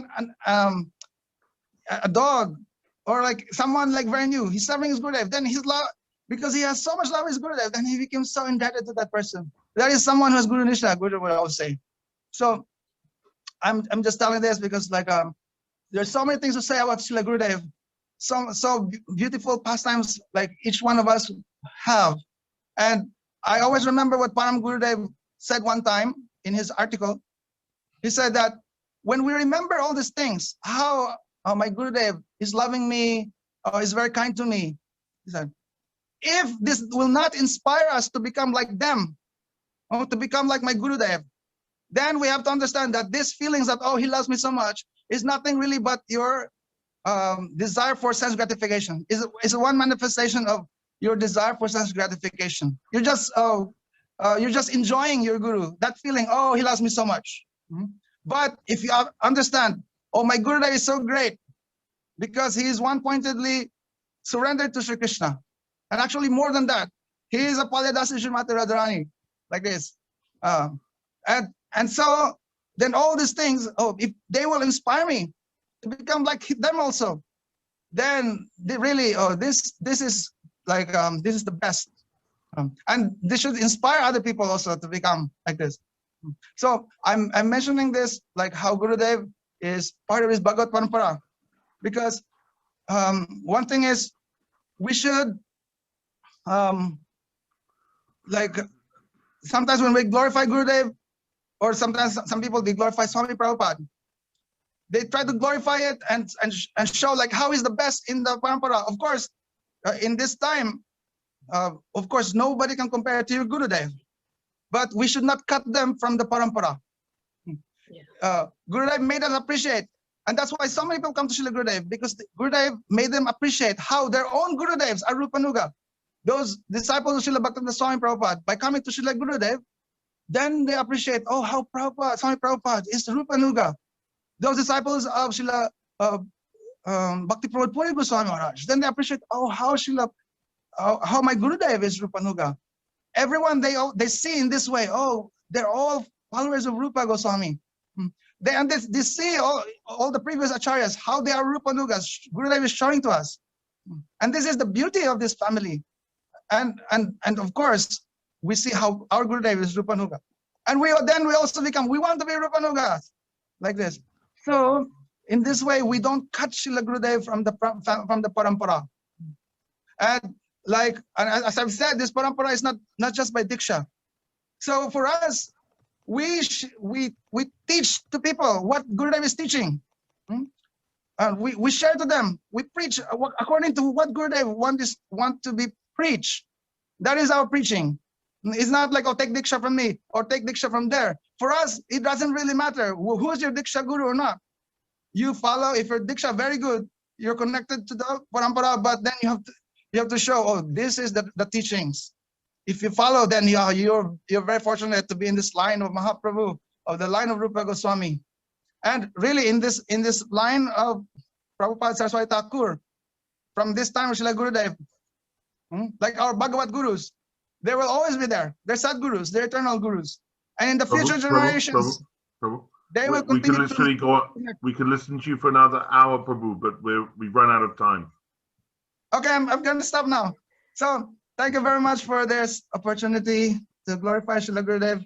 And I pray to all the blessings of all the Vaisnavas, all my God brothers and God sisters. Radhe Radhe. Thank you so much, Krishna Karunya Prabhu. I'm so sorry. It feels horrible when we have to someone's in their flow and then we just have to say, actually, can you stop? It's just horrible. But I just want you, I'm so sorry, but hopefully you'll come back and you'll share some more. And it shows that when you were working in publications for Srila Gurudev, I know that you still are, but when you were working with Srila Gurudev in publications, that how the words of Srila Gurudev in his publications, in his books and the translations, etc., have really manifested within your heart, because you're sharing that with us, and I'm really fortunate. And you really established this oneness of Srila Gurudev and our Guru Parampara, and not just limiting it to what we see in one line, and you're right, in terms of its bigger picture, there's this oneness throughout the whole of our Guru Varga, and I'm just very fortunate that you highlighted that, and I'm glad you did. So thank you so much. That really came through. Thank you, brother. Krishna Karunya, Haribol, Dandavat Pranams. Actually, should be me apologizing because I had to stop you, but I'm going to do it with the folded hands. You told us, fold our hands so we can unite Jiva with Paramatma. That was so beautiful. And your whole explanation of Gurudev's love and appreciation for Sri Rupa Goswami. This is something I'm really hearing more and more this year. That specialism is very beautiful. And I also know how busy you are in your service with Prabhuji. And so I really thank you for taking the time out to share with us. And please give our wholehearted Dandavat Pranams to Prabhuji, who he's made such a big difference in my life. And I'm sure he's made a huge difference in probably most people's lives who are here today. So thank you so much. Please remember to convey our Dandavat Pranams to him. Dandavat Pranams, everybody. Okay, so now we move still in India. I think we're in India for this whole session, aren't we? So we move from up north to the west, down south, slightly down south, to another dham, which is Navadvip Dham, to our godbrother who grew up with with a family of Srila Prabhupada disciples. And in 1997, he met Srila Gurudev for the first time. He also has met so many Mahabhagavats, it's unbelievable. I'm reading the list of the Mahabhagavats that he's met, and it's just unbelievable. So he's met Srila Bhakti Pramod Puri Goswami Maharaj, Srila Trivikram Goswami Maharaj, Srila Vama Maharaji Goswami Maharaj, Srila Bhakti Vaipa Puri Goswami Maharaj, Srila Bhakti Vallabh Tirtha Goswami Maharaj, Srila Bhakti Vigyan Bharati Goswami Maharaj, and I believe that he took darshan of Srila Bhakti Kamod Sant Goswami Maharaj when he was placed in Samadhi. So Madhukara Prabhu is not only surrounded by Mahabhagavats and spent times with Mahabhagavats, but his service, his humbleness, his humility, he serves with great heart, and whatever he does, he puts his 108% into everything that he does, and it's always a pleasure to have him around and hear from him. And he's in great service with GVP. He's done that for many years, and he's still doing it. And he's not held back in any of his service. And if anyone ever has a problem or needs some support, he's the first one you can contact and be like, Madhukara Prabhu, I need help, can you help me? And he's always willing to help, and he always tries. So with great pleasure and honor, I would like to invite our next speaker, Sriman Madhukara Prabhu from Navadvip. Hare Krishna, brother.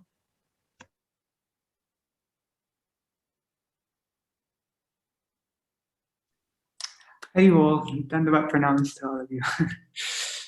And also, I've only like very briefly had like darshan of all these different Vaishnavas, but really the only person that I've ever like, it's only Gurudev really that I've had any like, you know, all these other Vaishnavas I just briefly had darshan. Anyway, awesome. Om Jnanatimirandasya Jnananjana Shalakaya Chaksharam Militam Yena Tasmai Shri Guruve Namaha. Namo Vishnu Padaya Radhikaya Priyatmane Shri Srimad Bhakti Vedanta Narayaniti Namane Vanshakalpatarubhyascha Kripa Sindhubhya eva cha Patitanam Pavanebhyo Vaishnavebhyo Namo Namaha. Vaja Shri Krishna Chaitanya Prabhu Nityananda Shri Advaita Gadadhar Shivasari Gaur Bhakta Vrinda. Hare Krishna Krishna Krishna Hare Hare, Hare Ram Rama Rama Hare Hare. So first of all, I offer my Dandavat Pranam to the best of my ability to my most worshipful Shri Guru Paraparma, my Srila Gurudev, and to my Gurudev's God brothers, to my Param Gurudev, to Srila Prabhupada, to my whole Rupanuga Gauriya Guru Varga, and to all the Vaishnavas present here, all the very senior Vaishnavas, to all my brothers and sisters, to everybody, please accept my Dandavat Pranam. So, how long should I speak for? What is this? I think it's 30 minutes, Madhu. Okay. So, yeah, I'm so grateful to have this opportunity. Right now, I feel really shy speaking after Vrindavana Vilasini Mataji and Krishna Karunya Prabhu, who are, anyways, but you're all very merciful to me to give me this opportunity. Right now, I have my own very nice, comfortable room here, and I have a pretty large amount of independence, good internet connection. It's very easy for me to be defeated by my past habits, but for my own welfare, you're giving me an opportunity in my own small way to try to speak some glories of Srila Gurudev, even though I'm completely unqualified to do so, wildly unqualified, more than people would think.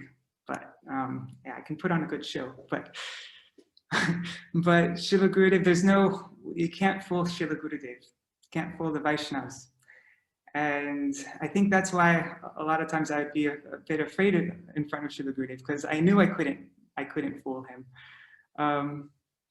So unfortunately, I wasn't always able to take advantage of his, all the opportunities he gave me. But anyhow, still, Srila Gurudev, he's always tolerated my duplicity, my laziness, my selfishness, and he's always, even though I'm always trying to avoid his mercy, he's always been giving it more and more and more. So we're just so fortunate to have Srila Gurudev like that. So yeah, it's really easy to arrange some words together and produce a somewhat nice sounding offering and glorification. And it's also really easy to try to talk in an honest way, like I'm trying to do right now. That doesn't really mean anything, but really to glorify Srila Gurudev means to be completely following, completely surrendering onto all of his words and all of his teachings. And I've not even begun to try to do that. But yeah, only when I've really done, like Srila Narottam Das Thakur says, Guru Mukha Padma Vakya, Chittete Koriya Aikya, Aruna Koriho Mane Ash. Our only hope, our only desire should be that the words emanating from the lotus mouth of Srila Gurudev, that we make those words become one with our heart. Like Srila Gurudev, his Harikatha, it's, there's one thing like where it goes inside and we're remembering his Harikatha and it's moving around in our brain and our intellect. But then that Harikatha has to go deeper and it goes into our heart and it becomes one with our heart. Chittete Koriya Aikya becomes completely one with our heart. That becomes who we are, who I identify as. That's my very being is completely Srila Gurudev's words. And when those words enter in that deep kind of way, completely becoming one with our hearts, and then those same words of Srila Gurudev, they come out from our mouth, that is actually Kirtan. And that's how we glorify Srila Gurudev. That's how we can perform Guru Puja. But so my glorification is not, what to speak of the words entering my heart, they haven't even entered my intellect. I can't even remember like so much of Gurudev's Harikatha.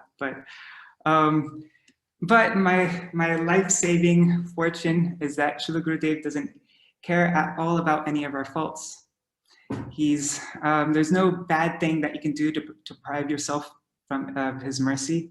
Srila Gurudev he upholds the title Patit Pavan. He's always there to give mercy, to deliver the fallen. And that's why he's come to this world. And at every moment, he's always giving us the opportunity to be able to connect with him and truly become his disciple. But if I'm just absorbed in my own false ego, then also like Srila Narottam Das Thakur says, Ahankare matta hoya, nitai pada pasariya, asatere satya korimani. If I'm intoxicated by my own false pride, my own ego, I'm just thinking about myself, then one forgets the feet of Nityananda Prabhu. And also Nityananda Prabhu's representative, Srila Gurudev. And we consider that this whole world, the false happiness in this world, that this is really true. This is what I want. This is desirable.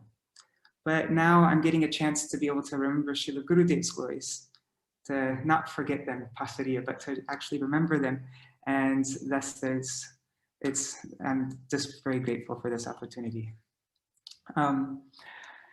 Actually, a lot of the things that Krishna Karunya Prabhu said, or things I was also planning on saying, the same topics, but I think you can't say it enough, so I'm probably going to be repeating some things. But, I once heard one Vaishnava say, he probably doesn't want me to mention his name, so I won't, but he said in our line coming in Srila BhaktiSiddhanta Saraswati Goswami Prabhupada, one's eminence in this line is seen through that person's rupanugatva. How much that person is following, rupanugatva, yeah. How much that person is following Srila Rupa Goswami. And in the songbook, there is a pranam mantra to Srila Gurudev. And in that, there are the two pranam mantras, and in the first one, it says, it glorifies Srila Gurudev as being Rupanuga Pravaram. He is the topmost Rupanuga.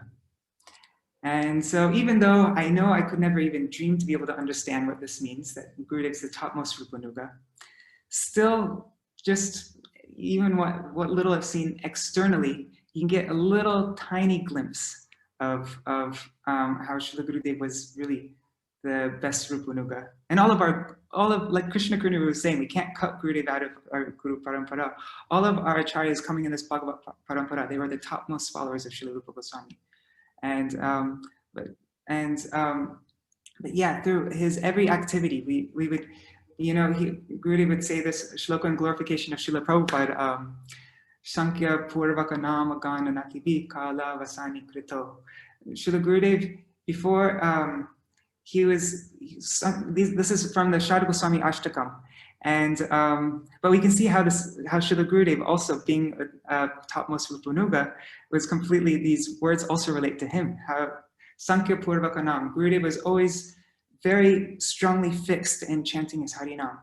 I heard, I think it was Puri Maharaj was saying that even he would chant 32 rounds before eating or doing anything, before drinking anything, before eating anything, before dealing with anybody. He would first chant 32 rounds. And then Sankhya Purvaka Gan and Nativi. I haven't seen this myself, but we hear from Madhukara Prabhu and from Gurudev's Sevaks, wherever they went in the world, no matter what, every day at like 3 o'clock in the morning, he would be chanting all of these prayers, all these ashtakams and prayers from Srila Rupa Goswami, from Srila Raghunath Das Goswami, from Srila Vishwanath Chakravarti Thakur, and he's always offering pranam. And what's the next thing? Nidra Hara Vihara Kadi Vijato. He completely conquered his sleep, his eating. Gurudev ate so simply. We'd see he wasn't like lusty, wanting to eat such nice food. And recreation, he's never engaging. He's only absorbed in Harikatha speaking and Adi, all these different things. And Atyanta Dino, he was extremely Dina.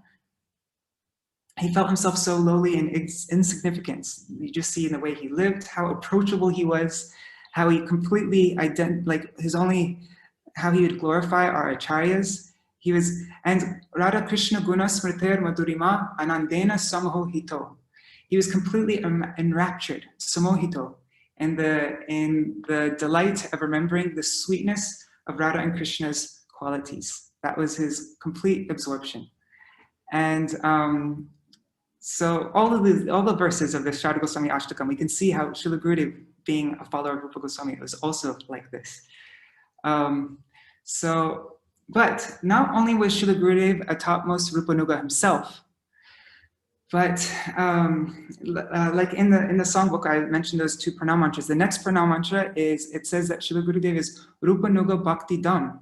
He was giving that special type of bhakti that is only available in the line of Srila Rupa Goswami. So not only was he a Rupanuga himself, but he was trying to make all of us a Rupanuga like he is. And like Krishna Kurnivu was saying, how every year, no other acharya has, we haven't seen any other person do this. What a huge festival he put on for Srila Rupa Goswami. Probably the biggest out of all of his festivals. That was the only one that was advertised on TV. It was all over Brajmandala, it was on TV. It was such a huge festival, and how carefully he would have all the Braj scholars, all the pundits glorify Rupa Goswami one day. Then the next day you'd have all the different acharyas from all the Gaudiya Mats glorify Gurudev, and then he would have his own followers, and Gurudev would be very carefully listening so that nobody spoke anything that was even a little bit out of the line of Srila Rupa Goswami's conception.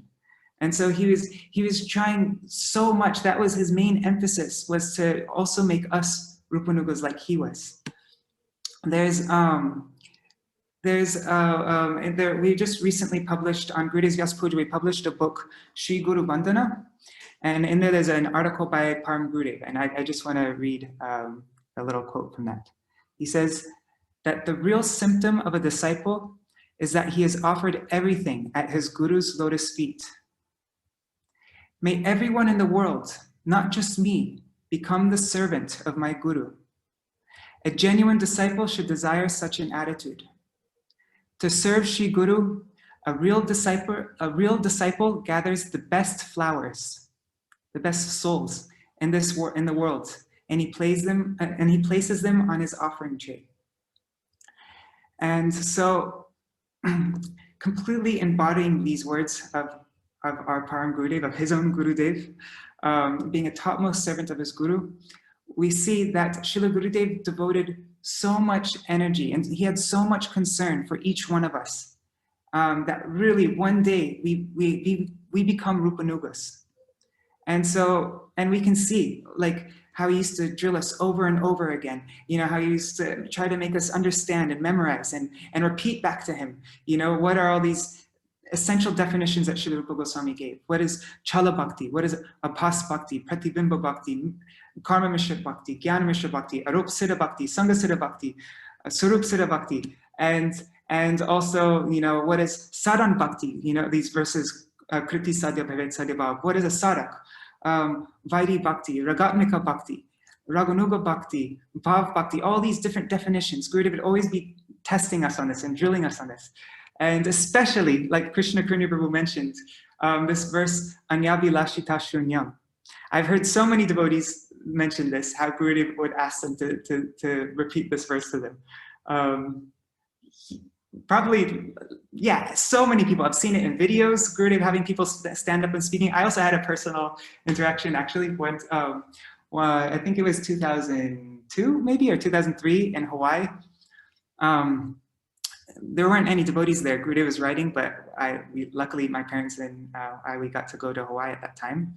It wasn't a festival time or anything. And Gurudev was going on a morning walk. And normally the little kids weren't allowed to go on morning walks, but my dad brought me. And when Gurudev saw me, he was not happy. He said, "What are you doing here? Why did you come?" And then I was just like, And then Gurudev said, "Tell me, what is bhakti?" And so that year, actually, during Kartik time, this must have been 2003, because I think it's 2002, Sundar Gopal, he was teaching me, me and maybe some other boys, I don't remember, but he's teaching us all these different definition shlokas, you know, what is sadhan bhakti, what is vaidhi bhakti, like that. And Sundar Gopal, he taught me he taught me this verse, and he even made his own translation for me. And so I said the verse, that wasn't a problem, but then Gurudev told me to explain it.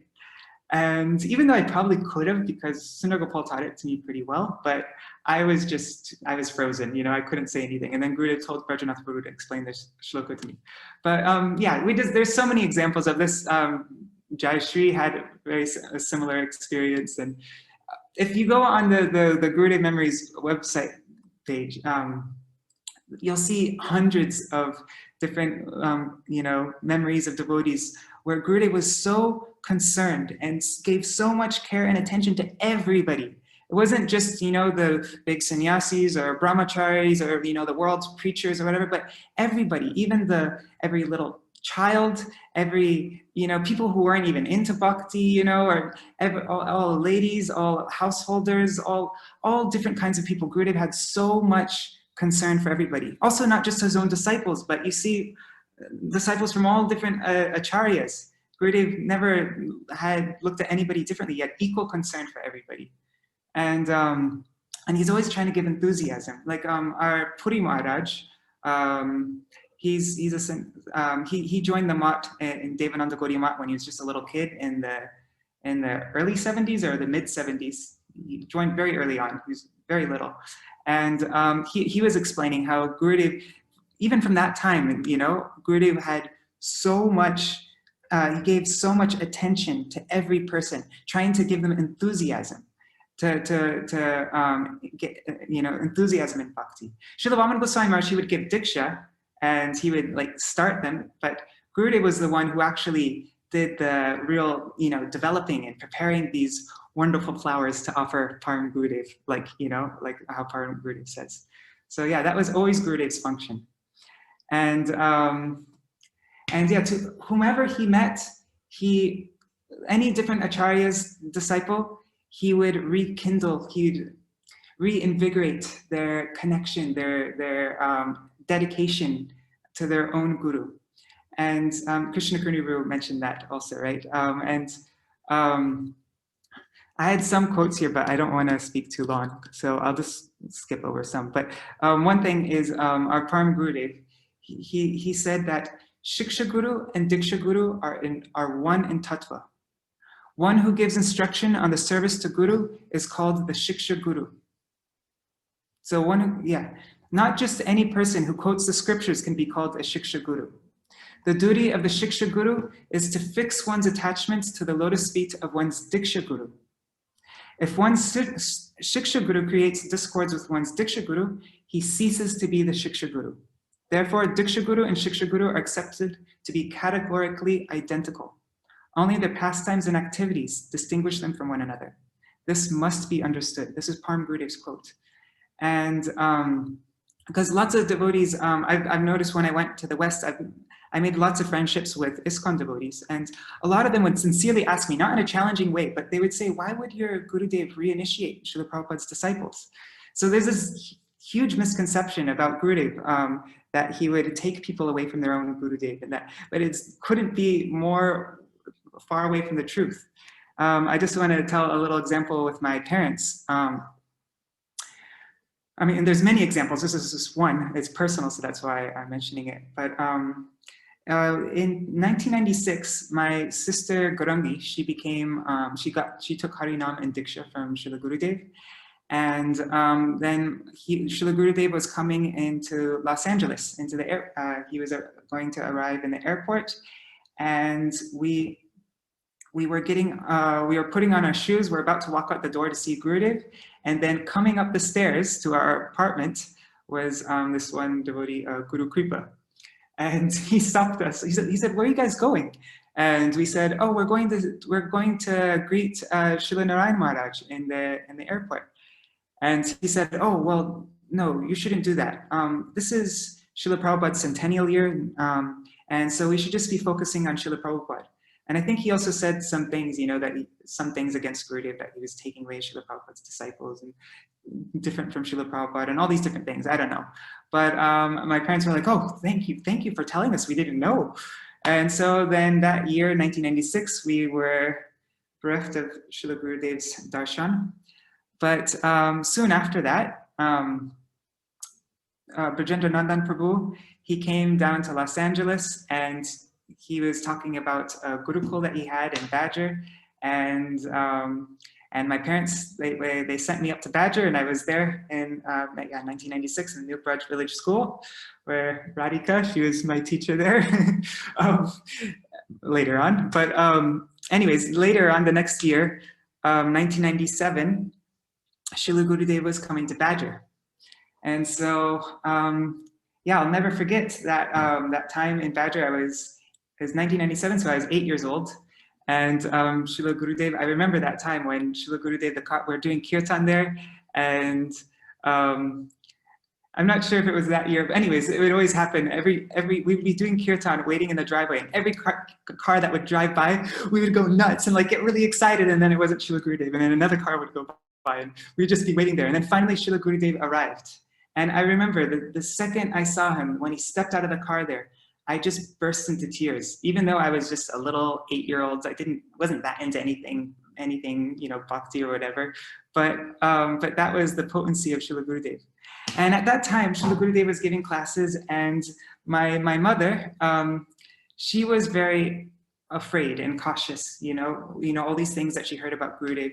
And actually, the first few days, the first 3 days that Srila Gurudev was giving classes, she didn't even come. She didn't even come to see Gurudev. When he came all the way up to the middle of nowhere in Badger, my mother wouldn't go see Gurudev because she wanted to be loyal to Srila Prabhupada. And she was just praying to Srila Prabhupada, "Prabhupada, I don't want to be disloyal to you. I just want to be, but she was sincerely praying to Srila Prabhupada. So, he gave her, I think, because afterwards, my father, he told my mom, "Just come. He's not speaking anything different. He's speaking from Srila Prabhupada's own books. He's speaking from Nectar of Instruction. Just come." And when my mother came and heard from Srila Gurudev, after Srila Prabhupada's time, after Srila Prabhupada left this world and entered Nitya Lila, you see all of Srila Prabhupada's disciples, not all of them, but many of them fell away from bhakti, or they were following, they're chanting their 16 rounds a day, going to Bhagavatam class and doing everything, but everything just became more lifeless, not more dry, it wasn't, nobody can deny that there wasn't that same excitement that was there during Srila Prabhupada's time. People weren't like, doing these extraordinary things like Vrindavan Vilasini Mataji was telling. That excitement wasn't there. But when she heard Gurudev's class, immediately that same excitement that she only felt during Srila Prabhupada's time, that she forgot what it felt like, she forgot what that experience was like. All of a sudden that was rekindled. She was connected with Srila Prabhupada again. Like, who could do that? And so then, without a doubt, you know what I mean, my mother was fully sold to Gurudev just after meeting him. And it was like that. Anybody who came to Gurudev, you know, lots of rumors would go around, you know, about Gurudev, but anybody who actually came to Gurudev, immediately they would see, oh, that's just a whole bunch of BS, you know. And so at that time, my parents, they went a little bit crazy, actually. After Gurudev left, my parents, they sold their apartment in LA. My dad, I think he gave up his job that he had, a really good job, an editor and proofreader for like, I don't know, over 10 years or 20 years, maybe even. I don't know. He had this really good job. He gave up his job, gave up their apartment, sold their car, and we just went to India. We wanted, you know, we wanted to be with that. Yeah, my parents like went crazy. And then we were there for some of Chaturmasya and Kartik, 1997 Kartik. And anyways, that was Srila Gurudev's, what Srila Gurudev did. He was the ultimate connection maker. He was like the one who made Sambandha. There was Sundar Gopal Prabhu. He wrote a glorification of Gurudev, which was really beautiful. When he's talking about how Gurudev was this connection maker, making this Sambandha. And not just with himself, but with all these different personalities, with Radha and Krishna, with Mahaprabhu and his associates, with our whole Guru Varga. And so I just wanted to, because he worded it so nicely, I just wanted to read what he said, what he wrote. He said, "What struck me when I first met Srila Gurudev is that he spoke about Shri Shri Radha and Krishna and the residents of Vrindavan, not as an idea, but as real people he actually knew. For my whole life, I had been hearing about these topics from people who knew them only as an idea. Srila Gurudev spoke about Shri Shri Radha Krishna differently, with a closeness and detail that comes only from genuine perception. No longer was this a mere exchange of words. One thing I noticed while traveling with Srila Gurudev is how much affection he has for the previous acharyas, such as Srila Bhaktivinoda Thakur. He'd become so animated speaking on them on their appearance day or disappearance day. This made a big impression on me. Since then, these personalities stopped being merely historical figures. They started to become living personalities in my life." And also, you know, Sundar Gopal says another thing at the end of his homage. He says, regarding our personal connection with Gurudev, "Perhaps the single most important lesson I have learned while trying to serve Srila Gurudev, and which I'm still learning, is that our relationship with Gurudev does not depend at all on physical proximity. I can be very close to Gurudev physically, but if my heart is absorbed in material desires, the entire ocean of material existence stands between Gurudev and me. Srila Gurudev taught us that sadhu sangha means to completely follow a sadhu in all ways. If we are a true disciple, if we are following his instructions fully in all ways, there is no separation between us and Gurudev. This is not a relationship bounded by time and space." Srila Gurudev once explained, just as there's no separation between Krishna and the gopis at any time, and yet at the same time, they feel separation from each other, so the spiritual master is never separated from the disciple. However, this is only true if we become a disciple more than in name only. For those who miss Srila Gurudev, there is a way to him, and that is by becoming a true disciple. And so Srila Gurudev, he was the embodiment of hope for us. He used to always say, "Don't be hopeless." There's never any reason for us to feel any hopelessness. But there's one thing, and so really what is there to be afraid of? But there is still something that scares me. And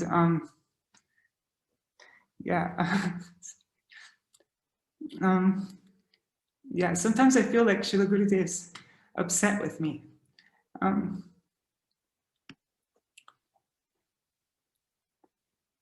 Because as I mentioned before, Srila Gurudev said that there's nothing that that would make him not want to give us mercy. There's nothing that would deprive us of his mercy. He doesn't care about any of our faults, but still there's one thing that I'm afraid of. Sorry. I remember when I was living in Keshavji Gaudiya Math, there was one white cloth brahmachari there, I won't mention his name, but he said something about Sripad Madhav Maharaj. He said something, I don't know, something about money or whatever, I don't know, it wasn't. And I remember though how upset Gurudev became with that person. Gurudev was so upset. He said, and he told that person, he said, leave the temple. You're not allowed to come inside any of my mats anywhere. You have to stay outside. And It's 8 o'clock. Oh my God, it's 8 o'clock. Okay, I gotta finish. Anyways, Gurudev, so that person, he left and he stayed in some house in Mathura, and that person felt completely rejected from Gurudev, like, I'm not his disciple anymore. And then that person, he went to Gurudev and he thought, you know, if Gurudev's completely rejecting me as his disciple, then maybe I should give these beads back to him. And so then he went to Gurudev and he said, Gurudev, do you want these beads? And then Srila Gurudev, he said, out of all my disciples, you are like that. And he motioned with his hands, like at the very bottom. And when Gurudev said that white cloth brahmachari, he became so happy because Gurudev called him his disciple, that he was still Srila Gurudev's property. So, you know, he was, and I've had a similar kind of experience with Gurudev in 2008 during Kartik time. I felt like, you know, he was disowning me, and anyways, that's a whole other story.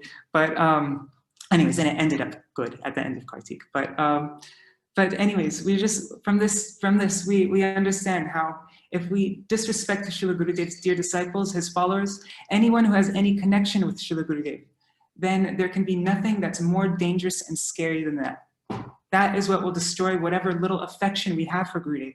And sometimes that's, you know, that's what aparad means, right? It means that it's against rad, affection. And so that's sometimes I wonder, why am I not weeping for Srila Gurudev? Why do I feel like everything's more or less okay? You know, why am I not praying and weeping this, you know, Koro Mori Atmasatta, you know, I'm not, you know, praying to Gurudev, please make me your own. And you know, I've also said things against, you know, very advanced Vaishnavas like Madhav Maharaj. I've said terrible things to people. And so that's one thing that I'm really afraid of. And I'm just praying that I can actually have the honesty and humility to actually beg forgiveness to all these devotees that I've offended, that I've said bad things about. Not that I just shallowly say, you know, please forgive my offenses, but that I really feel it. And that this quality that our acharyas tell us, that we have to develop, this Guru Sevak Hoy Manya Apnar. The servant of Gurudev is to be revered by me. May that quality enter my heart. That's my only prayer. Like Krishna Krunuru, he ended his Harikatha talking this one point, and I just want to quickly mention it's a short quote of Srila Gurudev. Gurudev spoke this in Australia 2004. What is the symptom of one who has Guru Nishta? He will give proper respect even to a dog that is related to his Guru. If he does not give proper respect to everyone related to his Guru, whether they are initiated or not, if he has no regard and honor for them, then his honor for his Gurudev is actually a show. He has no real Guru Nishta. And so I'm just praying that what to speak of, you know, giving honor to a dog that is related to Gurudev. I'm not even giving honor to his most dear disciples, his most, you know, and so I'm just praying that I can always really give honor, that this Gurudev Kripavindudiya, you know, Shakale Saman Kurite Shakati Dehonata Jata Jata, that I really am able to actually give honor in a proper way to all of his followers, all of his disciples. And only then will Tabito Gaibo Harinama Suke, only then will I get taste in chanting Harinama, will I feel enthused, and all my offenses will be gone. So yeah, sorry, I'm going way over time. Anyways, I'm just making this prayer that even those that I can always be with those who are intimately connected with Gurudev, and that they may always push me to be similarly connected like they are, even if it's those who have never met Gurudev. So I'm offering my Dandavat pranams. Vanchakalpatarubhyascha kripasindhubhyevacha patitanam pavanebhyo vaishnavebhyo namo namah.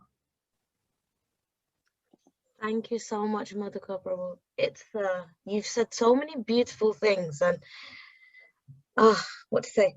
There's so many things, you know, of this mood that Srila Gurudev had of, he would give everyone that concern, like, you know, he cared about everyone so much, whether they were his disciples or not. And you know, and what you were explaining, and what Krishna Karunya Prabhu was explaining, and even Vrindavan Vilasini Didi was saying, is this, that he would just imbibe you as a person and take you to whatever you needed, you know, whether that was creating that relationship with Srila Prabhupada, whether that was creating relationship with Rupa Goswami, whether that was creating relationship with Mahaprabhu, whoever it was, he wouldn't hesitate in doing that. He would just give everything that he had. It's like he had this volcano, like he was like a volcano ready to erupt and give everyone everything that he had in his heart. And this, you know, the thing that you're explaining about him collecting flowers, and Param Gurudev saying that, you know, a real disciple is trying to collect the flowers to offer to his Guru Padma. And it makes me really feel fortunate that Gurudev thought that I actually am worthy of offering to Param Gurudev. Like, it makes, that's one sentence makes you think, wow, okay, this is my Gurudev, he thinks I'm worthy somewhat to be offered to Param Gurudev. So it's very, very beautiful. And this oneness and this mood of everyone falls under you know, Sri Chaitanya Mahaprabhu's camp, you know, this is the mood that Srila Gurudev has always emphasized. And I feel like now this part of it, of being one, like we were explaining in the 55-hour global, or 59 hours it turned into, but the global glorification is that we might all be in different departments. Some might be in marketing, some might be in finance. Obviously, I'm just using material and analogy, but we all fall under one company, and that's Mahaprabhu's company. So and that really sticks by me, and I'm just hearing that being more and more emphasized. And it's like Gurudev's putting that emphasis in everyone, that whatever it is, whatever department you're in, we're still under one banner and one company. And so I thank you is what I'm going to say. Thank you so much for coming and spending time with us. As always, it's always an honor to be with you. Yashodhana Prabhu? That was like, Madhukara, I know you were a bit nervous. You told me you were nervous, but you did beautifully. And I was really in that room with that brahmachari. And I thought, how's he gonna, it was like a cartoon in my head, because I was thinking, he's done for, he's finished, he's gonna jump in the Yamuna. I didn't see that ending. And then suddenly you said, oh, because Gurudev said, you're my disciple. I was like, whoa, that's amazing. And I was like, wow, that's brilliant. Can you share with me, and I'll share with everybody, send me by WhatsApp Sundar Gopal's offering? Yeah. Highlighting the bit that you read. Yeah, we put it on GurudevMemories.com, but yeah, I'll send it. I'll share that. Send on the WhatsApp, because if you send on, you can send on Zoom as well, but once Zoom is over, everybody's lost it. That's the problem. Okay, I'll put it. And thank you for reminding me about begging for forgiveness from Vaisnavas, because you just never know, even if you're in denial, not denial, but even if you're in illusion, you've never made an offense, you're probably in illusion. So you don't know what offense you've made inadvertently or whatever. So it's, yeah, great warning, really very humbling. Thank you. Hare Rama, Hare Rama, Rama Rama, Hare Hare, Hare Krishna, Hare Krishna, Krishna Krishna, Hare Hare, Hare Rama, Hare Rama, Rama Rama, Hare Hare, Hare Krishna, Krishna Krishna, Hare Hare, Hare Rama, Hare Rama, Rama Rama, Hare Hare, Hare Krishna, Krishna Hare Hare, Hare Rama Hare Rama, Rama Rama Hare Hare, Hare Krishna Hare Krishna, Krishna Krishna Hare Hare, Hare Rama Hare Rama, Rama Rama Hare Hare, Hare Krishna Hare Krishna, Krishna Krishna Hare Hare, Hare Rama Hare Rama, Rama Rama Hare Hare, Hare Krishna Hare Krishna, Krishna Krishna Hare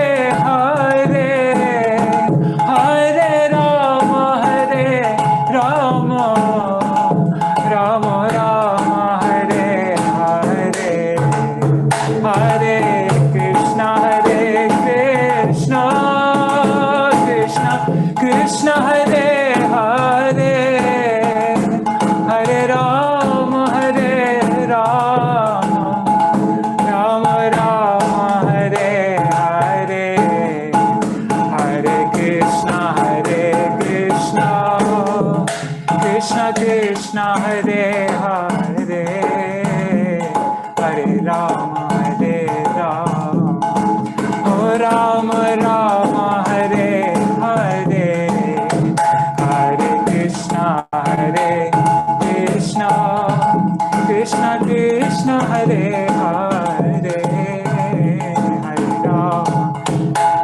Hare Rama, Oh Rama Rama Hare Hare, Oh Hare Krishna Hare Krishna, Krishna Krishna Hare Hare, Hare Rama Hare Rama, Rama Rama Hare Hare, Hare Krishna Hare Krishna, Krishna Krishna Hare Hare, Hare Rama Hare Rama, Rama Rama Hare Hare, Oh Hare Krishna Hare Krishna, Krishna Krishna Hare Hare, Hare Rama Hare Rama, Rama Rama Hare Hare, Oh Hare Krishna Hare Krishna, Krishna Krishna Hare Hare, Hare Rama Hare Rama, Rama Rama Hare Hare, Ah Hare Krishna Krishna, Krishna Hare Hare, Hare Rama Rama Rama Hare Hare, Hare Krishna Krishna, Krishna Krishna Hare Hare, Ah Hare Rama Rama Rama Hare Hare, Jaya Sachinandan Gora Hari, Sachinandan Jaya Gora Hari, Jaya Sachinandan Gora Hari, Sachinandan Jaya Gora Hari, Jaya Radha Vinod Bihari, Radha Vinod Bihari Radhe, Jaya Radha Vinod Bihari, Radha Vinod Bihari Radhe, Jaya Radha Raman Bihari, Radha Raman Bihari Radhe, Jaya Radha Raman Bihari, Radha Raman Bihari Radhe, Jai Gurudeva Gurudeva Gurudeva, Jaya Gurudeva, Jaya Gurudeva Gurudeva Gurudeva, Jaya Jaya Gurudev Gurudev Gurudev Gurudev Gurudev Gurudev Gurudev, Jaya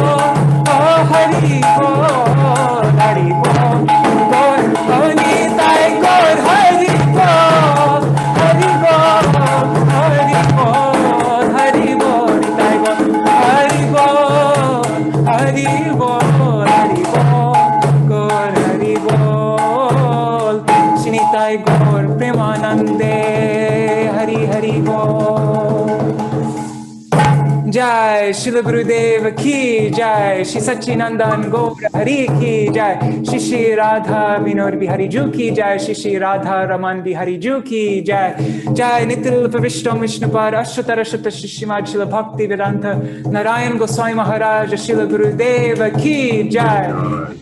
Shri Ho Jai Dwani. Nitil Pavishtam Vishnupad Ashtatara Shata Shishimad Shri Bhakti Vedanta Vaman Goswami Maharaj ki Jai.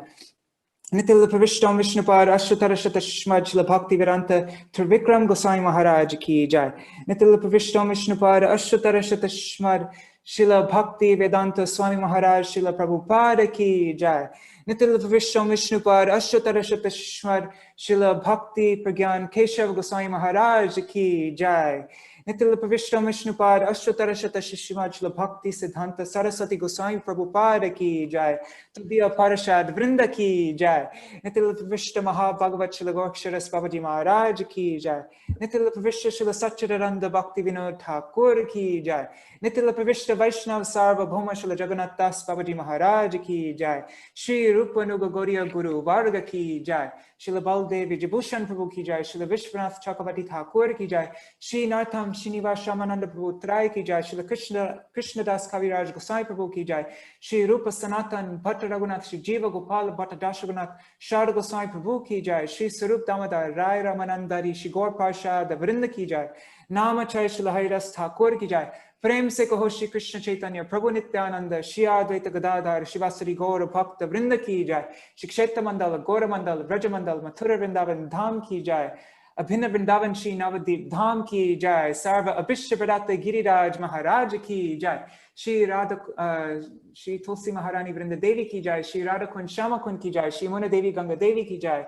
Shri Bhakti Devi ki Jai. Shri Purnamasti Yoga Maya ki Jai. Shri Gopeshwar Mahadev ki Jai. Shri Harinam Sankirtan ki Jai. Shri Shri Radha Krishna Gopa Gopi Gan ki Jai. Sa Parshad Shri Gaur Nityananda Prabhu ki Jai. Shri Harinam Sankirtan ki Jai. Ananta Koti Vaishnava Vrinda ki Jai. Samagata Gaura Bhakta Vrinda ki Jai. Shri Nitai Gaura Premanande Hari Hari. Madhukara, can I fly you over from India every week for our London Sankirtan? Hari Bol, Hari Bol. Unbelievable. Hari Bol. Wow. Beautiful. Yeah, I think I know why Krishna arranged for that to happen with Rohini Nandan and Rasa Kelly, because their son is speaking next week. So now the whole family will speak next week. Obviously, that's what Krishna wanted, so it's going to be the whole family next week. Which will and be now beautiful. we know to ask them to go to Gopinath Bhavan and use maybe they can use the GDP. Well, actually, they told, I think, no, it's another reason, because they told me they've got a whole cable and everything. Oh. Okay. It's not, yeah, it's something happened. Krishna snapped the wire. That's all I can say. So thank you for beautiful from Srimati Vrindavana Vilasini, Didi. That was absolutely amazing. I think we need her on another 4 times. I've written down her instructions here. She gave us such beautiful instructions about how to beg for association, how to beg for Bera Bhajan. And then we had Sriman Krishna Karunya.